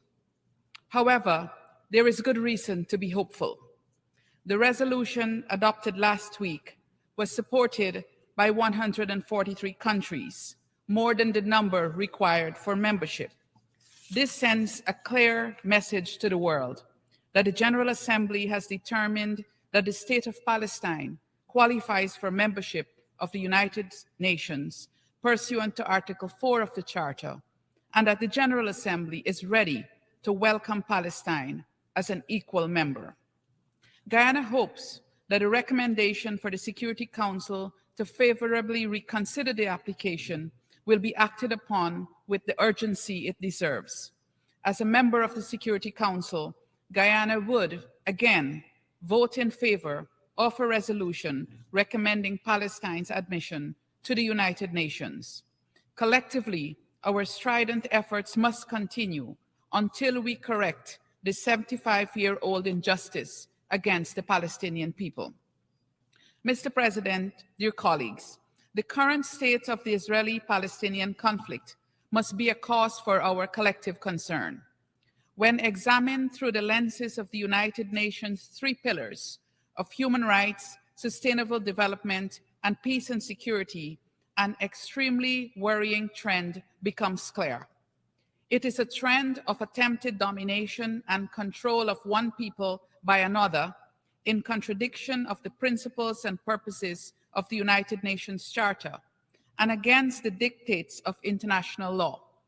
Consequently, the Palestinians live a consistent experience where their human rights are trampled with no redress, their sustainable development is on hold, and peace and security appear to be a chimera as they live in the constant shadows of war and violence.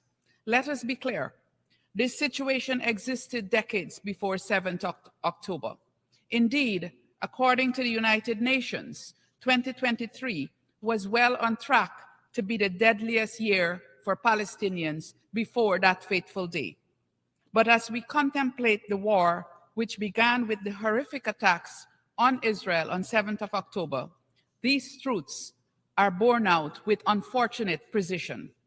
The dimensions of the man-made humanitarian catastrophe in Gaza are an ample demonstration of how the Palestinians' human rights have been consistently and deliberately violated. Their right to life has been disregarded. Nearly 35,000 of them, the great majority being women and children, have been killed in this senseless war. Over 70,000 more have been maimed. Their right to dignity and respect in death has been disregarded. Consider that hundreds of them have been buried in mass graves with hands bound behind their backs, some stripped naked, some visibly tortured. We call for a full and independent international investigation into these heinous incidents. Their right to food continues to be disregarded. 1.1 million are facing catastrophic hunger, and there is a full-blown man-made famine in the north of the country. To compound this, the few entry points for vital aid to enter Gaza have been shut off by Israel, while it pummels the Palestinian people with bombs and bullets. Guyana condemns in the strongest terms the ongoing hostilities in Rafah and the threats of further intensification. The dehumanizing of the Palestinian people appears to be systematic, so human rights become moot to the occupying power. We demand unimpeded access for humanitarian assistance to reach the Palestinian people and condemn the decision of the Israeli government to close several entry points, including the Rafah crossing into the Gaza Strip. Mr. President, when we consider the global quest for sustainable development, the Palestinian people have been undoubtedly left behind, and even further so under current circumstances. The recent assessment by the United Nations Development Programme and the Economic and Social Commission for Western Asia projects GDP loss for Palestine at 29% for this year if the war continues. Poverty rates are projected to reach 50%, and human development is projected to be set back by at least 17 years. Guyana believes these are conservative estimates. Mr. President, dear colleagues, even if the war were to end today, mammoth efforts would be required to establish peace and security for the Palestinian people. On a practical level, for example, the amount of unexploded ordnance, including 1,000-pound bombs, estimated to be present in the Gaza Strip, will continue to pose significant danger to Palestinians. In fact, the UN Mine Action Service has estimated that these ordinances would take at least 14 years to be cleared. Practical considerations aside, how can we guarantee the security of Palestinians in a context of impunity? How can they be assured of protection when the occupying power decimates their homes, their livelihoods, and starves them without consequences? As the United Nations, we cannot allow this impunity to continue. This brings me to three fundamental issues which the United Nations, including the General Assembly and the Security Council, must address, and which are all linked to accountability. First, we must consider how to ensure redress for Israel's crimes against the Palestinian people in this latest cycle of violence. The legal tools and frameworks exist. We only need to use them. Second, we must consider the responsibility of the occupying power, Israel, in the reconstruction of Gaza.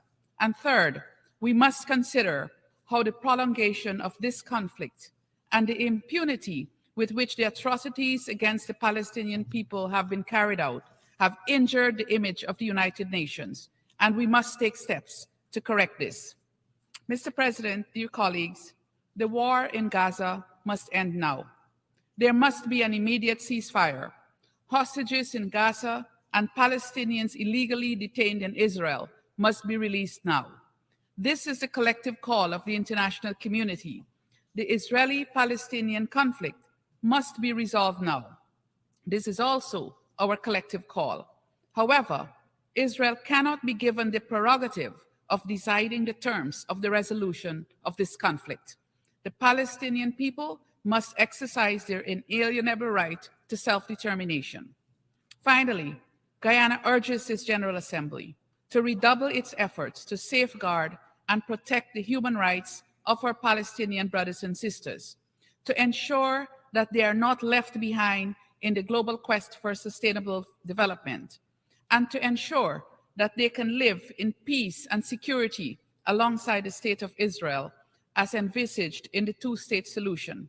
This is the only viable formula for peace, the two-state solution with a free state of Palestine based on the pre-1967 borders.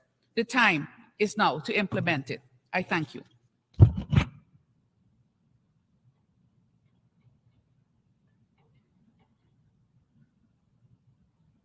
I thank the distinguished representative of Guyana. I now give the floor to the distinguished representative of Nigeria.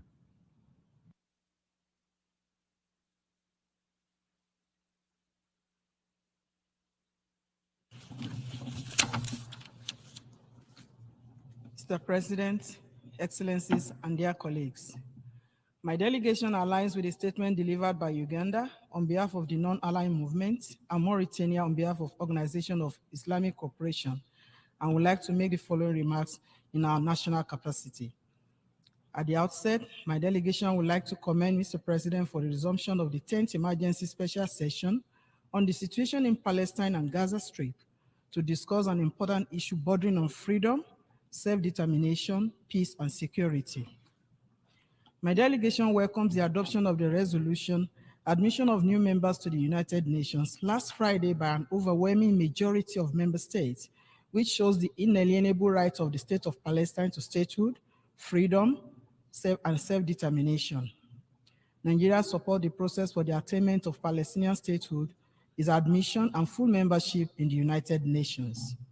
Mr. President, it is rather disheartening that despite the adoption of the General Assembly resolutions of October and December 2023, as well as the Security Council Resolution 2728 of March 2024 on a ceasefire in Gaza, the dire humanitarian situation in the occupied Palestinian territory, and particularly in Gaza Strip and other areas, has assumed a very critical dimension which the entire world cannot continue to ignore.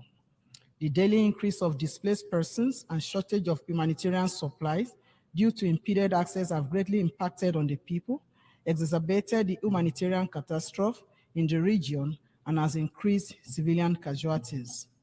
My delegation is deeply concerned with the systemic and continuing loss of civilian lives, mostly defenseless women and children caught up in the war, and hundreds still facing hunger, starvation, forced displacement, and destruction of infrastructures. The world must take concerted decisions for the achievement of a lasting solution based on the international principles enshrined in the UN Charter and relevant resolutions. The Charter of the United Nations is crystal clear on the promotion and protection of international law, international humanitarian, and international human rights laws. The situation in Gaza requires our urgent action. We therefore call for a full comprehensive ceasefire and quick de-escalation of hostilities, which is the minimum requirement for humanitarian operation to be successful in the Gaza Strip.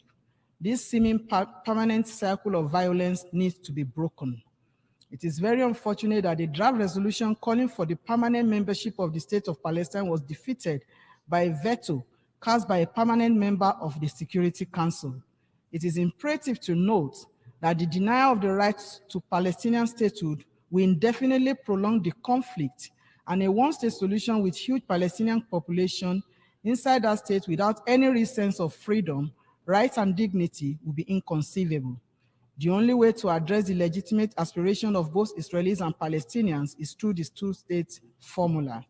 In this regard, Nigeria calls on the Security Council to stand up to its responsibilities as enshrined in the UN Charter in finding a lasting solution to the recurrent crisis between the state of Israel and Palestine by implementing the two-state formula, it is incumbent upon the members of the Security Council to take concrete and bold steps to ensure the protection and well-being of the Palestinian people, and taking firm action to prevent further destruction, halt the violation of international law and relevant UN resolutions, including the decision of the International Court of Justice on Gaza.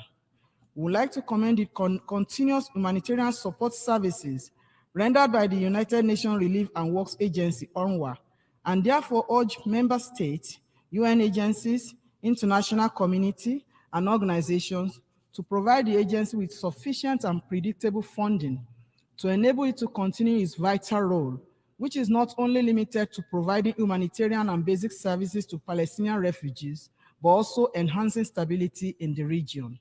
In conclusion, Mr. President, we call on the General Assembly and the Security Council to act swiftly in collaboration with member states and international community to uphold the human dignity of the Palestinian people to achieve freedom, self-determination, and independence, as well as to attain full membership of the UN with full privileges and rights under the sovereign state of the State of Palestine. I thank you. I thank the distinguished representative of Nigeria. I now give the floor to the distinguished representative of Angola.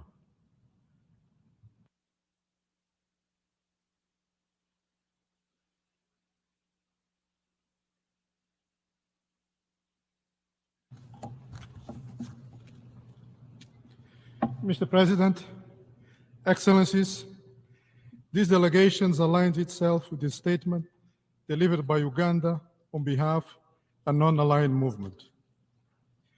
Angola has co-sponsored and voted on Friday, 10th May, in favor of the draft resolution entitled Admission of New Members to the United Nations to expand the rights and privileges of the Palestine as a non-member permanent observer state of the United Nations, including the right to be seated among member states in alphabetical order and to full and effective participation in UN conferences and meetings convened by General Assembly and the other organs of the UN.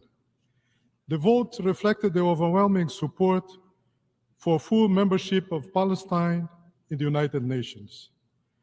Angola reaffirms the right of the Palestinian people to self-determination, including the right to have an independent state, and calls on the Security Council to reconsider in a favorable manner the issue of admitting Palestine as a full UN member.